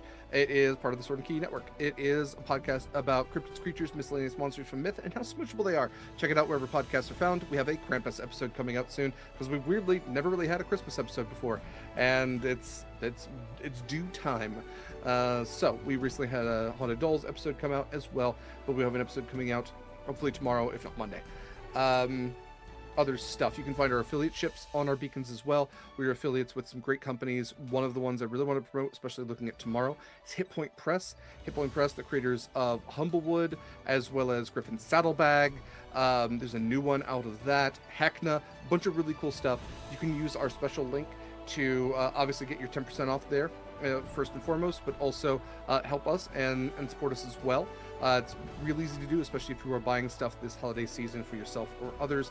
Please consider using our link. We're also affiliates with Wishbone Cosmetics if you're looking to get some makeup, and Eldritch Foundry if you are looking to get some custom minis. And we're currently looking at a new dice affiliate so that we will hopefully have in the new year. So keep posting about that. All of our socials, Instagram, BlueSky, Twitter. I know we're still there, but it's sword_and_key. That's the best place to stay up to date besides our Discord. And yeah, you can check out our calendar. You can keep up to date with stuff. Obviously, looking at our calendar with the upcoming holidays these next couple of weeks, stuff's going to slow down a little bit. But again, Monster Quest should be out either tomorrow or the day after. Humblewood Yonderbound is still playing tomorrow at 10 a.m. Pacific time. They have just been captured by some jungle bandits, and there's dinosaurs involved. That's what I'll leave it at. So after that, we're going to be pretty quiet for the holiday week. We do still have a movie night coming up the 27th. We have Friday movie nights typically every other week throughout the year on Sword and Key, on our Discord, I should say, specifically. So join our Discord if you want to join in. This next one is going to be kind of our action movie, holiday movie thing. So it's going to be Violent Night from 2022 and Die Hard from 1988. We are going to have Horizons Call back on the 28th, 3 p.m. Pacific time, unless I notify you otherwise. And then on the 29th, we'll have Humblewood, as well as Night of Fright 2 Part 2, which is a continuation back from October, but is still raising money for National Alliance for Mental Illness. Zenith, the 5e Big City campaign that I was very lucky to guest in the past couple of weeks, will be back on the 2nd at 4:30 p.m. Pacific time for its near finale. It's getting very close to the end as well. I believe Zenith is planned to wrap up on the 9th of January, and as Mare said, Journey to Book's End is coming to its conclusion as well, but the next episode will be January 6th at 3:30 p.m. Pacific time. Other than that, I'll keep most of the other January stuff, for January, so, hold on to your butts for that. But we'll have some applications out, we'll have more games, we'll have some stuff that did get pushed back as well. So to keep updated with all of it, hang on our Discord. We'll always make sure our events are updated there. And again, thank you for spending time with us. Thank you for hanging out. Do we have a winner for the giveaway? Yes, congratulations to Tangent. I was like, I don't know why I'm about to message you. I can just say it. Yes, and I've messaged you, Tangent. Fantastic. Congratulations, Tangent. I also see your comment about Gremlins. We did watch Gremlins earlier in the month. It is absolutely a Christmas movie, however dark it may be. So I appreciate the suggestion. But yes, congratulations, Tangent. I hope that you enjoy your tea selections. We will be raiding Entropy Emporium, so go spread some positivity over there. And in this holiday season, in this time of giving and, cold but also light and all this stuff, just take care of yourselves and others. It's important to do year round, but especially now, take some time for yourself, but don't forget the people around you. We are always a community. And until next time, everybody, fair winds, following seas, brave mariners. We'll see you soon.